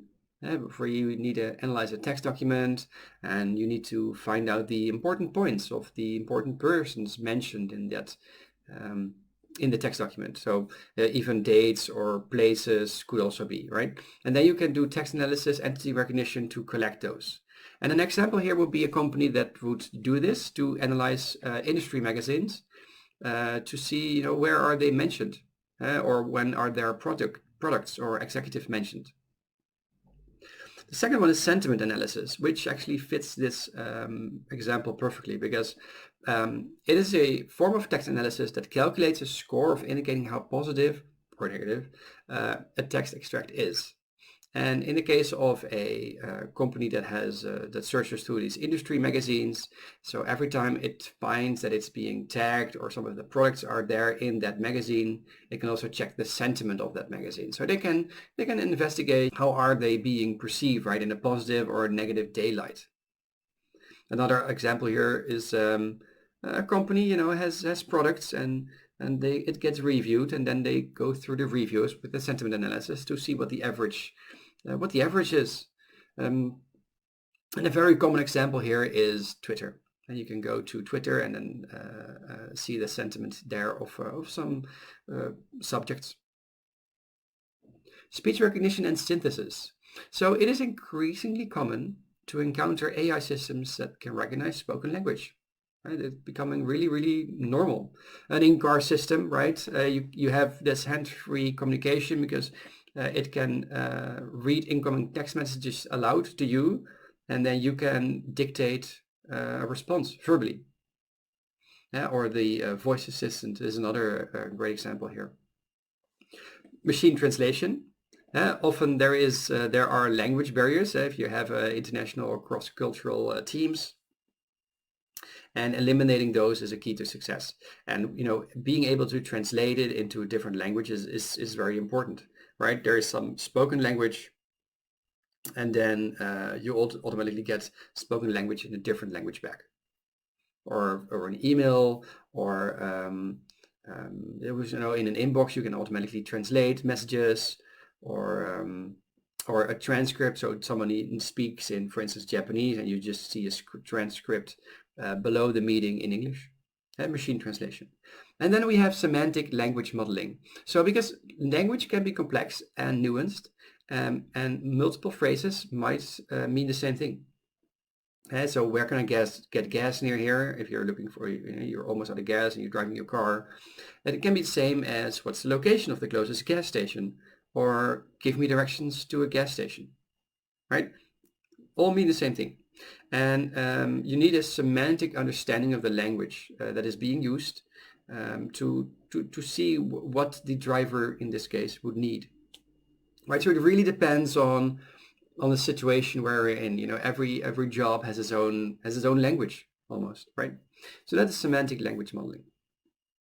And if we're looking at the service that we have in Azure, of course, we have our cognitive services, and within the cognitive services, we have text analytics, speech, translator, and language understanding. Now, You can build your own custom NLP models. Absolutely. You can use machine learning, some toolkits.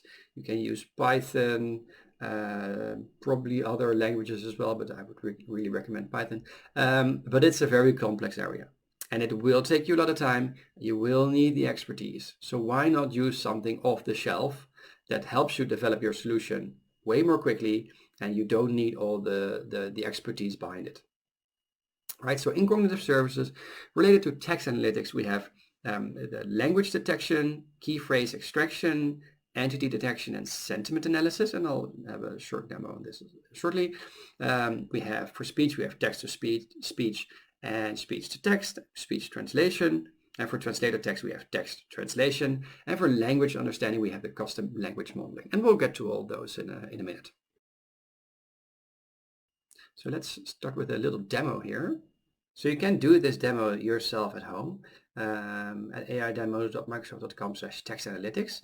So let me just copy this and put it in a browser. So I'm in this slideshow here and entering, I already have it here, so I can see it here, aidemos.microsoft.com/text-analytics. Pressing enter here, and it will load this text analytics demo environment, and then you can enter anything you would like. Enter your message here. There's already an example here, but let's do something else. Let's type Microsoft has the AI fundamentals course, which is a great way to learn the foundation of AI. How about that? So next step, let's see some sentiment and key phrases. The algorithm finds it, and you see here on the right, it's 89% positive, and you see some key phrase here. Microsoft AI fundamental scores, foundation of AI, great ways. So they're highlighted in blue. Next step, we're linking some entities. So we're gonna link them to Wikipedia pages. Here, if I click it on AI, you can see it brings me to the page of artificial intelligence. So that works.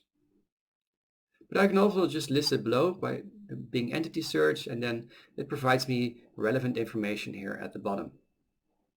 That's right. Okay, so that's a super easy demo, but it really shows you the power behind it, right? Let's try some other sentences. Let's do natural language processing is the area of AI that deals with making sense of written and spoken language. How about this? Okay.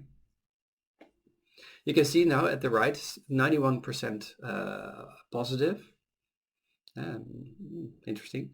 Natural language processing is highlighted. Area of AI is highlighted. Sense of written and spoken language, you see that highlighted as well. So let's do some entity linking, and let's see if it does natural language processing. Let's see if it does it correctly. Does it bring me to the right page? And yes, it does. So it works. Great. And we're going back. Okay, and then a Bing entity search and provides me this relevant information. Okay.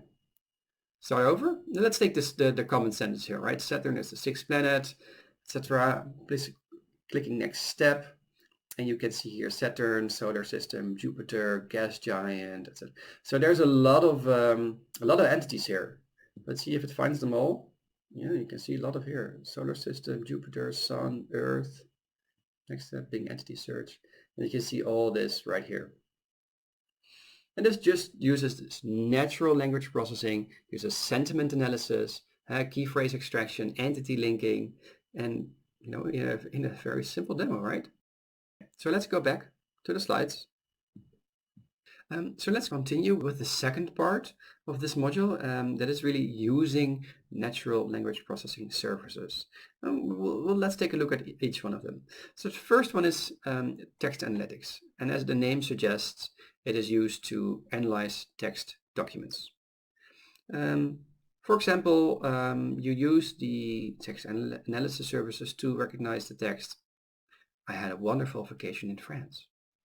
And then the service itself, they can determine the language that the text is written in. So it will probably say predominant language, English. Next up, the service, and we had 4, remember? It can evaluate the sentiment of the text. So let's see what a sentiment analysis does. 88% positive, because wonderful, huh? Seen as a positive thing. And the third one is it can detect key phrases. So what would be the key phrase here? Wonderful vacation. And the last thing, this is entity recognition. And well, my guess is that France would be an entity here. And indeed, it correctly identifies France as an entity. Yeah, so really a simple example of text analytics. Now, when we're looking at speech recognition and synthesis, it's a bit different. The speech service provides a speech-to-text API that you can use to implement text recognition functionality. And this service supports text transcription in more than 60 languages. And conversely, the text-to-speech API can synthesize audible speech from text, which with the option to specify regionally appropriate voices for human-like pronunciation. That's the other option. So that's really speech recognition and synthesis. Now, when we're talking about translation, the translator text service enables you to translate text between more than 60 languages. So bonjour to hello. And you can also translate audible speech by using the speech service. And then it has the ability to produce translated output in text or audio format. So you say hello and you get hola in return. And then we're talking about language understanding. And this is also, by the way, known as LUIS. It enables you to train a language model that can interpret natural language commands. So an example here would be switch the light on. And in language understanding, there are 3 things that you have to remember: utterances, entities, and intents. Utterances are phrases that a user might say, switch the light on, turn the fan off, turn the fan on, turn the heater off, etc. That is an utterance. And an entity is a specific item that is referenced in an utterance. And then let's talk about, like, we're doing in home automation here. We're trying to make everything automatic, and we just can say switch the light on, and then the light switches on. An entity in this example would be a light or a fan or music. Voice assistant, turn the music on. Could also be something. So then light or fan are entities. So utterances and entities, and the last one is the intent. Because what do we want to do with it? What is our intention? And the intent identifies the desired action for an utterance. So let me just show you a couple of demos here. So I'm still on this side, and let's go to aidemos.microsoft.com/Lewis/demo. And here we are. And now it states, there you see a house, make a statement about lighting and Lewis, and I can either type something or I can say something. So you can see that there are some lights are on and some lights are off. And let's see, because I haven't tested this yet, call Batman. Let's see what it does. And there you go. See? Hey, call Batman. So just a very short and short demo of how this works. And you can also type something here, or just or click one of the examples here, and then you can see that indeed it processes the language and then performs the actions. Just a very short demo. Okay. With that, let's go to another lab at aka.ms/learnlewis. Okay, and here we are in the exercise, create a language understanding application. And if I now go to notebooks, remember we've already cloned the GitHub repository. Now I just need to select the appropriate exercise, which is language understanding. And here we are. Okay, so in this exercise, we are going to create a language understanding. So let's do this first. Language understanding. Let's go towards the portal. I'll select the AI Fundamentals resource group. I'll click the Add button, and then I'll do language. And luckily it already auto-completes it for me, so that saves me a little bit of time. And let's create it. My subscription and resource group are already there. And now I just need to give it a name. So AI Fundamentals Language. That is still free, so that's good. Now I need to select a location for both the authoring and the prediction. Well, of course, since I am from the Netherlands, we're going to take West Europe. And here also West Europe. Okay, awesome. Next, I'm going to review and create. Looks all good. So let's create this. So while this is validating, we'll only take a couple of seconds to deploy. Let's go back to the exercise. Make sure you choose the free tier. So if you were observant, you saw that I chose the standard tier because I cannot have too many free tiers running at the same time. So for me it was the standard tier, but you can just go for the free tier. Okay, now then we need to create a language understanding application. And we're going to do this in a new browser tab. So don't click on this lewis.ai, but do a right click and then open in a new tab. And then we're going to create something called Home Automation, which I'll copy right away. And we're going to give it the language understanding prediction resource. So right click here, open new tab. Okay, I'll log in. It will ask for my credentials, and it already knew these. So here we are. Okay, I'll need to choose a subscription, which is my Azure internal subscription. Choose an authoring resource. Here we go. Okay, and then I'll create a new app for conversation. What was the name again that it wanted me to give? Oh, wait, yeah. Home Automation, Culture English. So go back here. Home Automation, Culture English. I give it a description here. Yeah, just a description. And here I choose the AI Fundamentals Language. I'll press done. And here we are. Now, of course, there is a little bit of a walkthrough here, but let's close this for now. You can do this when you're exploring this in your own time. And now we have something here. You see on the left side, intents, entities, pre-built domains. Now go here,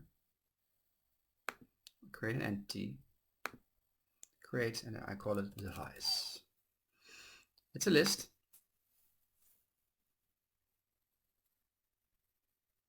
Press create, and we have created our first entity called device. Under normalized values, I'll type in light, and the synonym here will be lamp. I'll add another one, AC. Oh, this should be lamp. And this should be fan. So I've added these two values now and their synonyms. Okay, so go towards intents here. I'm going to click the create button, switch on. And here we have it. Switch on. You can see it at the top right here. And now we need to add some utterances. And that's it. Turn the light on. And it will automatically underline the light here since that is a device. So next up, I'm adding a second utterance to the same one, which is turn the fan on. And press enter. Turn the fan on. Okay.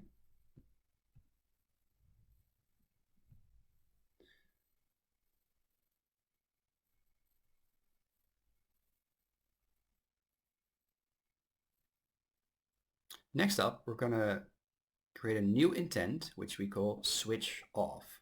And then in this intent, we're going to add two utterances, turn the light off and turn the fan off. I'll go to intents, and then I'm going to type switch off, add that as well, and add some utterances. So I've already had this copied, so I'll press enter here, and I'll paste it again, but change this one to fan. And again, it recognizes automatically the devices in the sentence there. Okay, so I've added the intents, I've added the utterances.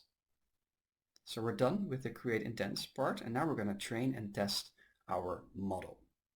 So we're going to train the model, and then we're going to test the model, and we're going to copy in some phrases here. So let me just copy one themselves. I'm only going to show you one, but if you're doing the exercise yourself, you can try out the others as well.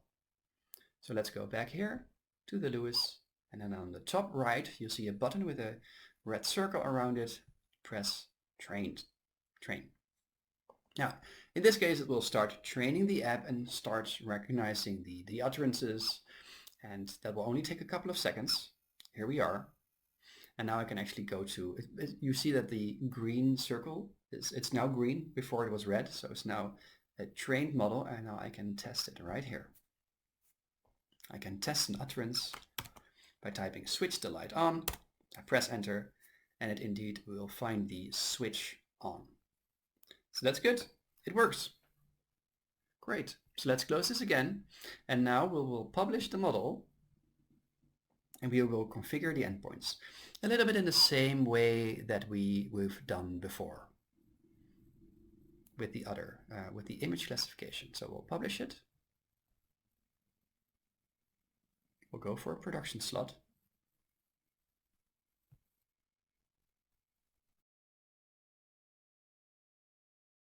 So it's now published, and now I can go to the Management tab and select the application ID right here. Press the copy button, and I'll need it in this exercise right here. Yeah, let's see here, it will ask me for my Lewis language understanding application ID, so I can just paste this in there.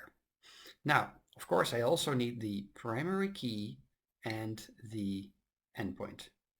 In this case, I'll need to go through the portal where I created the Cognitive Services Lewis.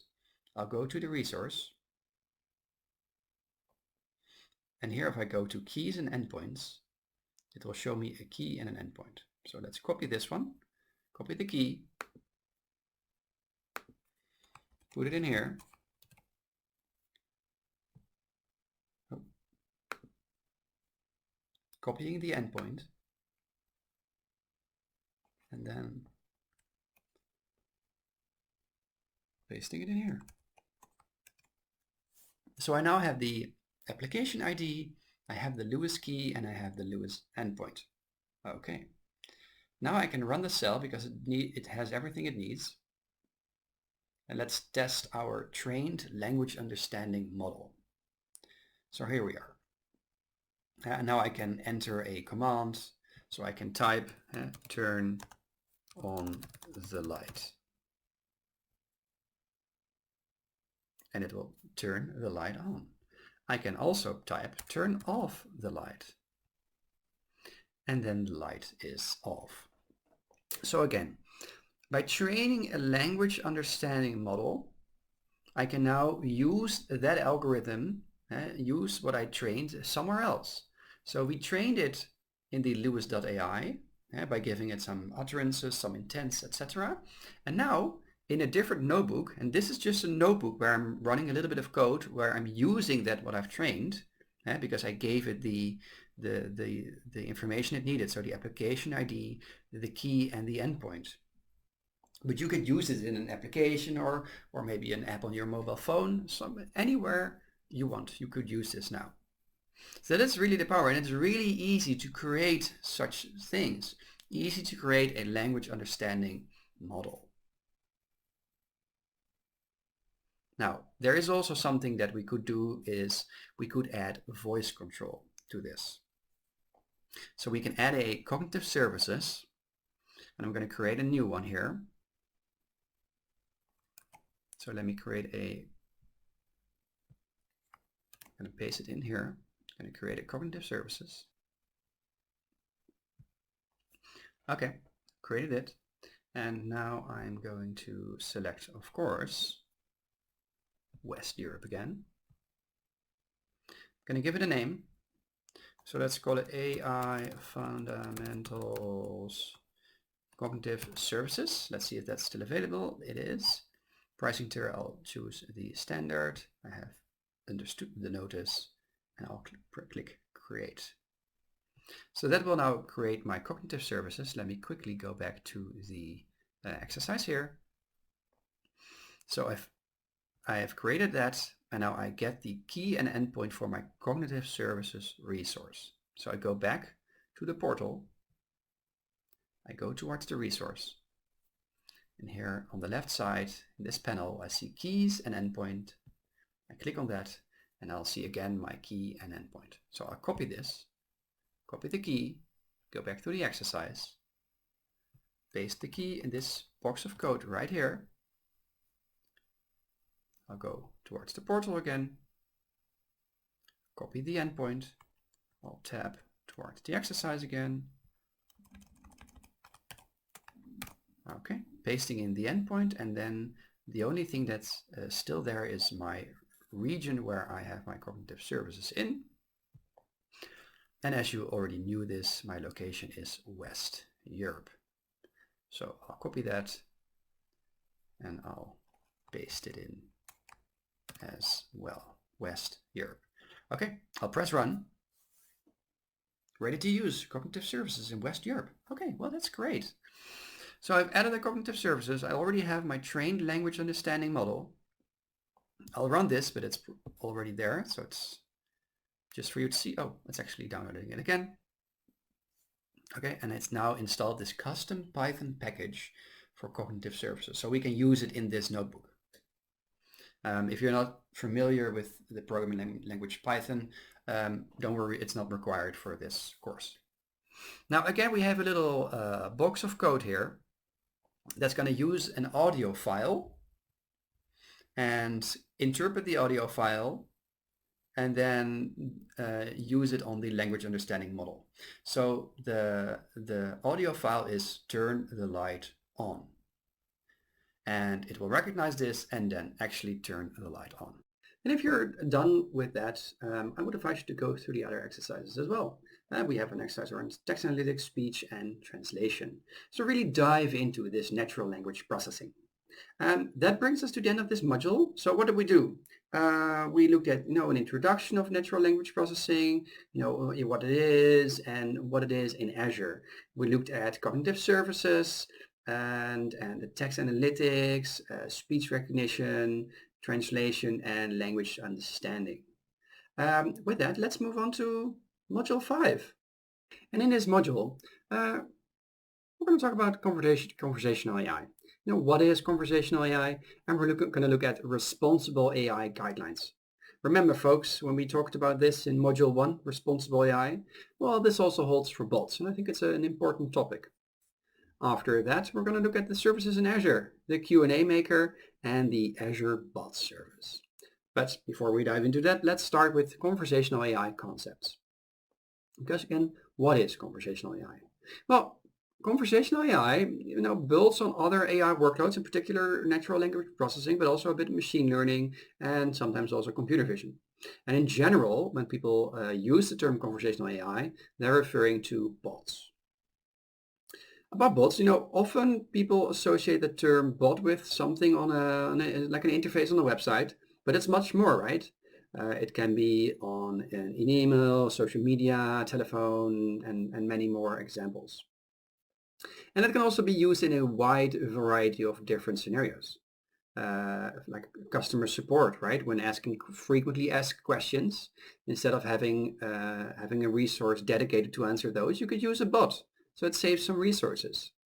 And of course, if it's a more complicated question, you can always hand it off to a human customer service representative. Another example would be system reservations, cinema tickets, flights, or a table at your favorite restaurant.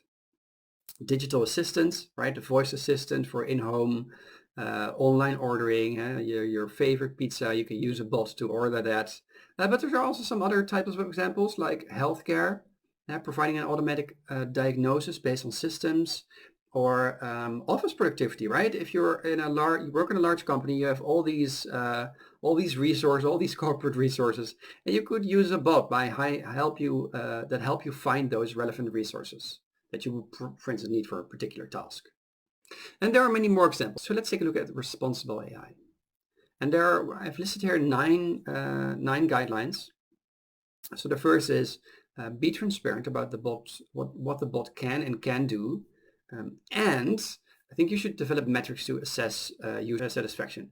Metrics for your bot should cover not only whether the user feels that the bot served its intended purpose, but also the user sense of well-being and comfort while using the bot. And the second point here is make it clear that the user is communicating with a bot, because it should be apparent to the user that they're not having an interaction with another person. And it's also important that it shows how the bot can help and the limitations associated with its use. The third point here is enable the bot to seamlessly hand off to a human if necessary. Yeah, because you should respect individual engagement preferences. If someone wants to talk to a human instead of a bot, well, that should be respected. Ensure the bot respects cultural norms. And to do that, you can limit the service area for norm violations where possible, and where appropriate, point to a relevant code of conduct for users. You could even apply machine learning techniques and keyword filtering mechanisms to enable your bot to detect, and even critically respond appropriately to sensitive or offensive input from users. Ensure the bot is reliable. And to do that, you can establish reliability metrics. And of course, you should review those periodically and consider what questions your bot needs to answer and rigorously test its performance and ongoing effectiveness. Respect user privacy. And one way to do this is you could inform users upfront about the data that you collect and how it is used, and you can obtain their consent beforehand. And number 7 is handle data securely, because users have every right to expect that their data will be handled securely, right? And you should follow security best practices that are appropriate for the type of data that your bot will be handling. There's of course a difference between sensitive and insensitive data, and if the data is personal or not. Ensure the bot meets accessible standards. The bot can benefit everyone, but only if they are designed to be inclusive and accessible to people of all abilities. 9, assume accountability for the bot's action. Developers are accountable for the bots they develop. You as a developer, if you are a developer, you are accountable. Okay, so those are the responsible AI guidelines. And with that, let's go to a small demo here. Let me just copy the link here, and then I'm gonna paste the link in here, and it will take me to this health bot. You can try it out yourself at home by following the same link. Let's scroll down here. You can see Microsoft Health Bot. And if I scroll down here, you can click on try a demo of an example end user experience. So I'm going to click on this, and then it will open the chat, and it will open an introduction of the Contoso Health Bot. Now, the first thing you see is that it's already making sure that the user knows that it is a bot. It shows you what it can and cannot do, and it's being transparent. Okay, and at the bottom you can see already, you can ask me things like my arm hurts, info about diabetes, Well, and during this course we had some examples of diabetes. So can I have some info on diabetes? Okay, and there it is.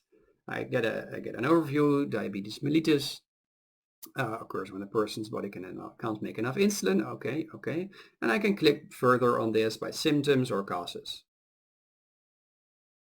Okay. Well, if I'm satisfied with that, let's do something else. So let's say I have a cold, so my throat. Oh, is it like this? My throat hurts. So it registers the following symptoms, and they're reporting. I can report additional symptoms. Maybe I have a cough. I have a cough. Okay, so sore throat and a cough are registered symptoms. No, there aren't any other symptoms, so I'm going to type none. And now it's starting to assess my symptoms. So how long have I had a cough? Less than 3 weeks. How would you describe your cough? Well, it's a bit of a dry cough. So yeah, dry cough. Okay, submit it. You could see I could also leave it open by not ticking any of those boxes. Have you been diagnosed with asthma? No, I have not. Do you have a fever? No. Does your throat or nose feel itchy or tingly? Let's say yes. And I think this might be because it's asking for instance, allergies. I would assume at least. Do you have a runny nose? Yeah, okay, let's do that as well. So here's what I said. There's an overview, 33 years, male, initial complaints, sore throat and cough, and then it's, collects some other symptoms. The suggested self-care is self-care at home, and it's, possible causes could be common cold, flu, acute sinusitis, and well, hay fever. And I expected, based on the questions it asked me, I thought it was also trying to find out if it might be a case of hay fever. So really a health bot you can use to reduce the needed resources to get a diagnosis, and this information then can for instance be sent to a doctor. With that, let's head back to the slides. Yeah, so that was an example of a bot. And let's continue with our second lesson, which is conversational AI in Azure. And remember I talked about, well, I mentioned already two services, which was the Q&A maker and the Azure bot service. And the Q&A maker it's a cognitive service that enables you to define a knowledge base of questions and answer pairs, and you can create the knowledge base by answering questions and answers, or you can import an existing FAQ, frequently asked questions list. And you can also augment those questions and answers with some built-in chit-chat sources, which include some common conversational exchange, like how are you doing, how is the weather, so you can augment the Q&A. And after creating the knowledge base, you train a model based on those questions and answers and publish it as a service. And then client applications, and in particular bots, can then consume the knowledge base and use it to determine appropriate responses to user input. So that's the Q&A maker service. And the Azure bot service, that provides a platform for creating, deploying, and managing bots. And with the service, developers can use the Microsoft Bot Framework SDK to develop bots and also easily deploy and manage them in Azure. Also, by using the Azure Bot Service, you can easily integrate your bot with, for instance, Azure Cognitive Service like Lewis and Q&A Maker, and connect your bot to multiple channels such as web chat, email, or even Microsoft Teams. So those are the two services, and with that, let's now just go and create a bot. So in this exercise, we're going to create a bot. Let me just tab into my Azure Machine Learning workspace. I'll go to the Notebooks right here, and there I will scroll down. Oh, I will scroll down to go to the Q&A bot notebook. Here we are at the Conversational AI notebook. I'll scroll down because in this exercise we're going to do a couple of things. We're going to first of all create a Q&A, make a knowledge base. We're going to create the Azure resources that we'll need with it, and from there on we'll continue creating everything. Okay, so first of all I'll need to go to qnamaker.ai. So let me just press a right click here, open a new tab.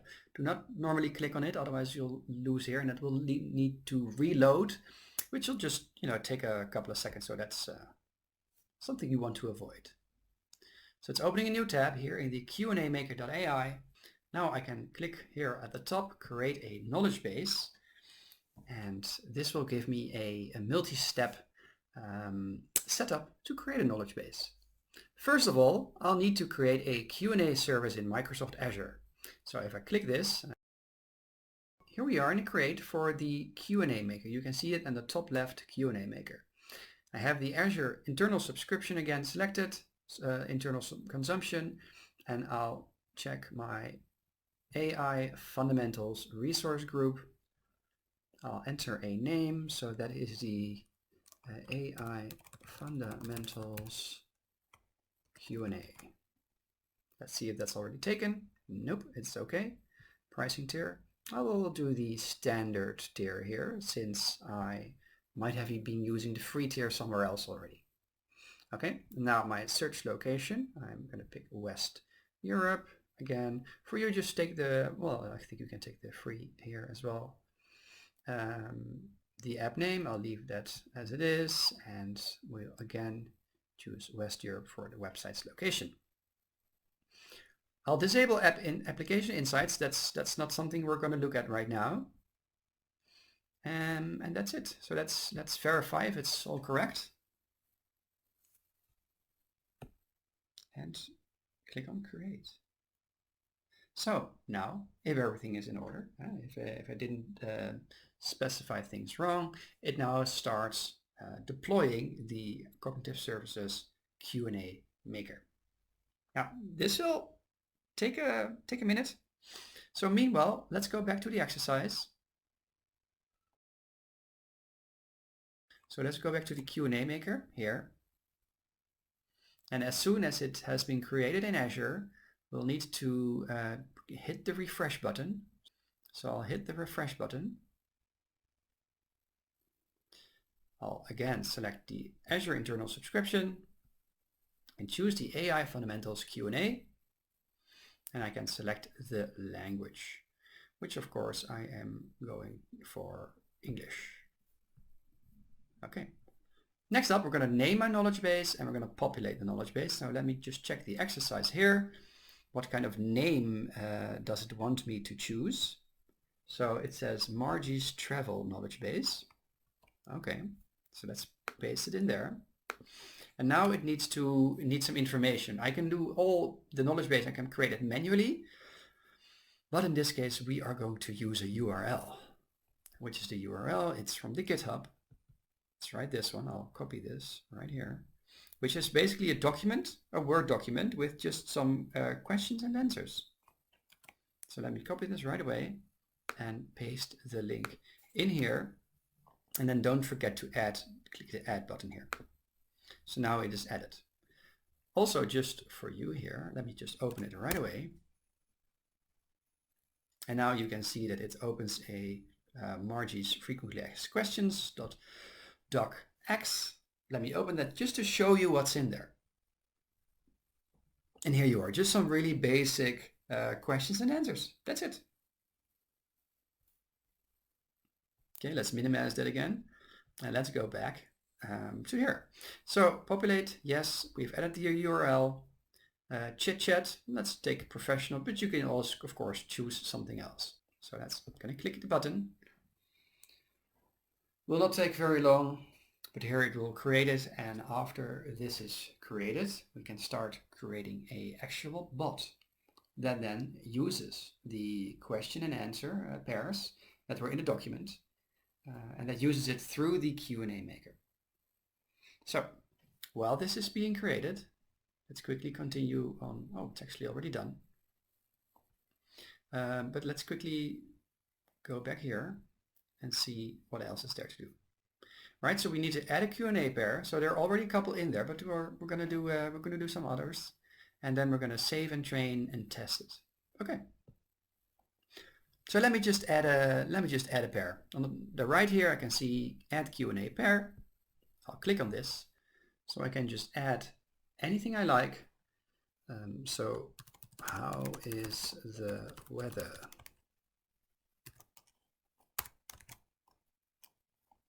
I could answer something, I could say something like this, and then it's great. Okay, now I can save and train. Again, it only takes a minute because we don't have a lot of questions and answers, so it's quite easy to train, and I can test it. Here I can say, how is the weather? And then it will answer me, it is great, etc. Very simple. I could also say something else. Why Margie's travel, and it will give me these things. Okay, so it works. Let's remove this, let's close this, and we have now a trained algorithm and combined with our knowledge base. So let me just go here. I'm going to click on publish. Yeah, sure. Of course. Publish. Now this will take a minute, but now it creates an endpoint, so we can use that inside our bot, which is great. And now we can test it inside the portal as soon as it's there. Okay, so it's created, and there's some general information here, and we're gonna create bot here. Click this.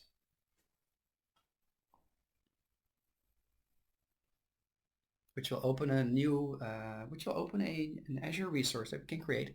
Some of the information will already be filled in, and we're gonna just finish it up. So I'm gonna leave as much as the defaults here as possible. I'm not gonna turn application insights on, but I think everything else is correct. So let's just create here, validate the information, and it starts creating the bot. Now, while this is creating, let me just go back here to the exercise. As soon as the bot is created, we can test it. So we can use the test in web chat, which we'll do as well. And then we can go and in the channels page, and we can use the code provided there to actually use the bot inside, for instance, an application, which we're simulating here. Okay. So while this is being created,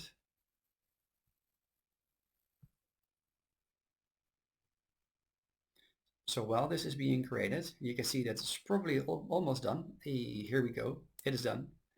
I'll go to resource, and here I have a couple of things on the left panel that I can do. So test in web chat. And here we have, again, like a box where I can type at the bottom, I can type a message just to test, if this bot is working. So let me just test something here. So how is the weather?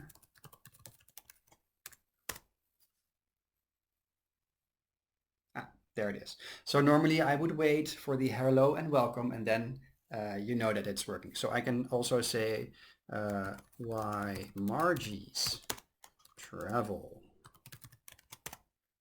and then it will immediately now see it has started up now. So now it's a lot faster with providing me an answer. Okay, now I can also go to channels, as you should do as well in the exercise. If I click on this, which opens up a web chat, and I can click the edit button right here.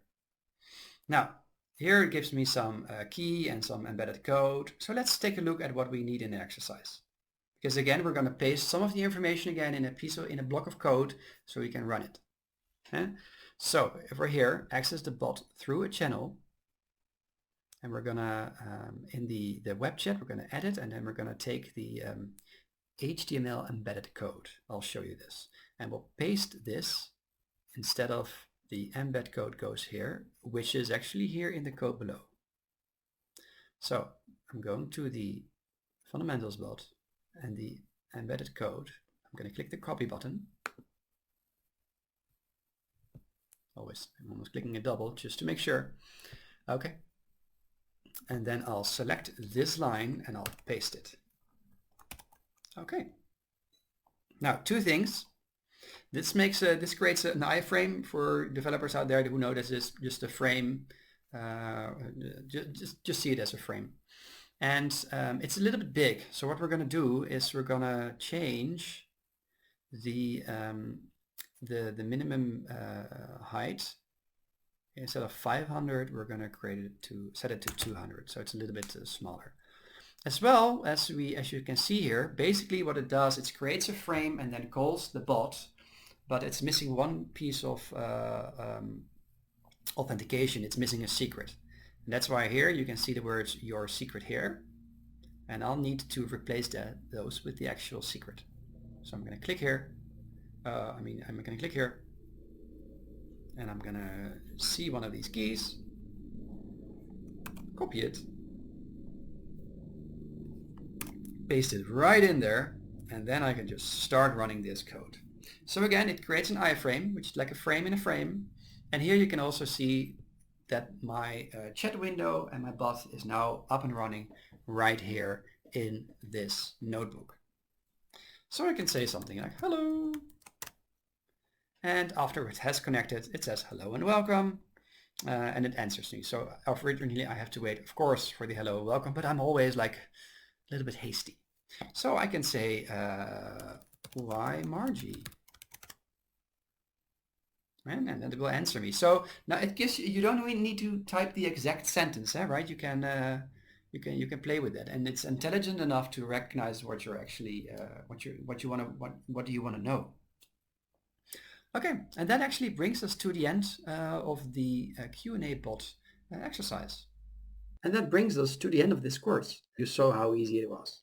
Now, there are still some remaining exercises for you to do, and I would really, really, really recommend you to do them. Okay, so that brings us to the end of the day. Thank you for attending this session.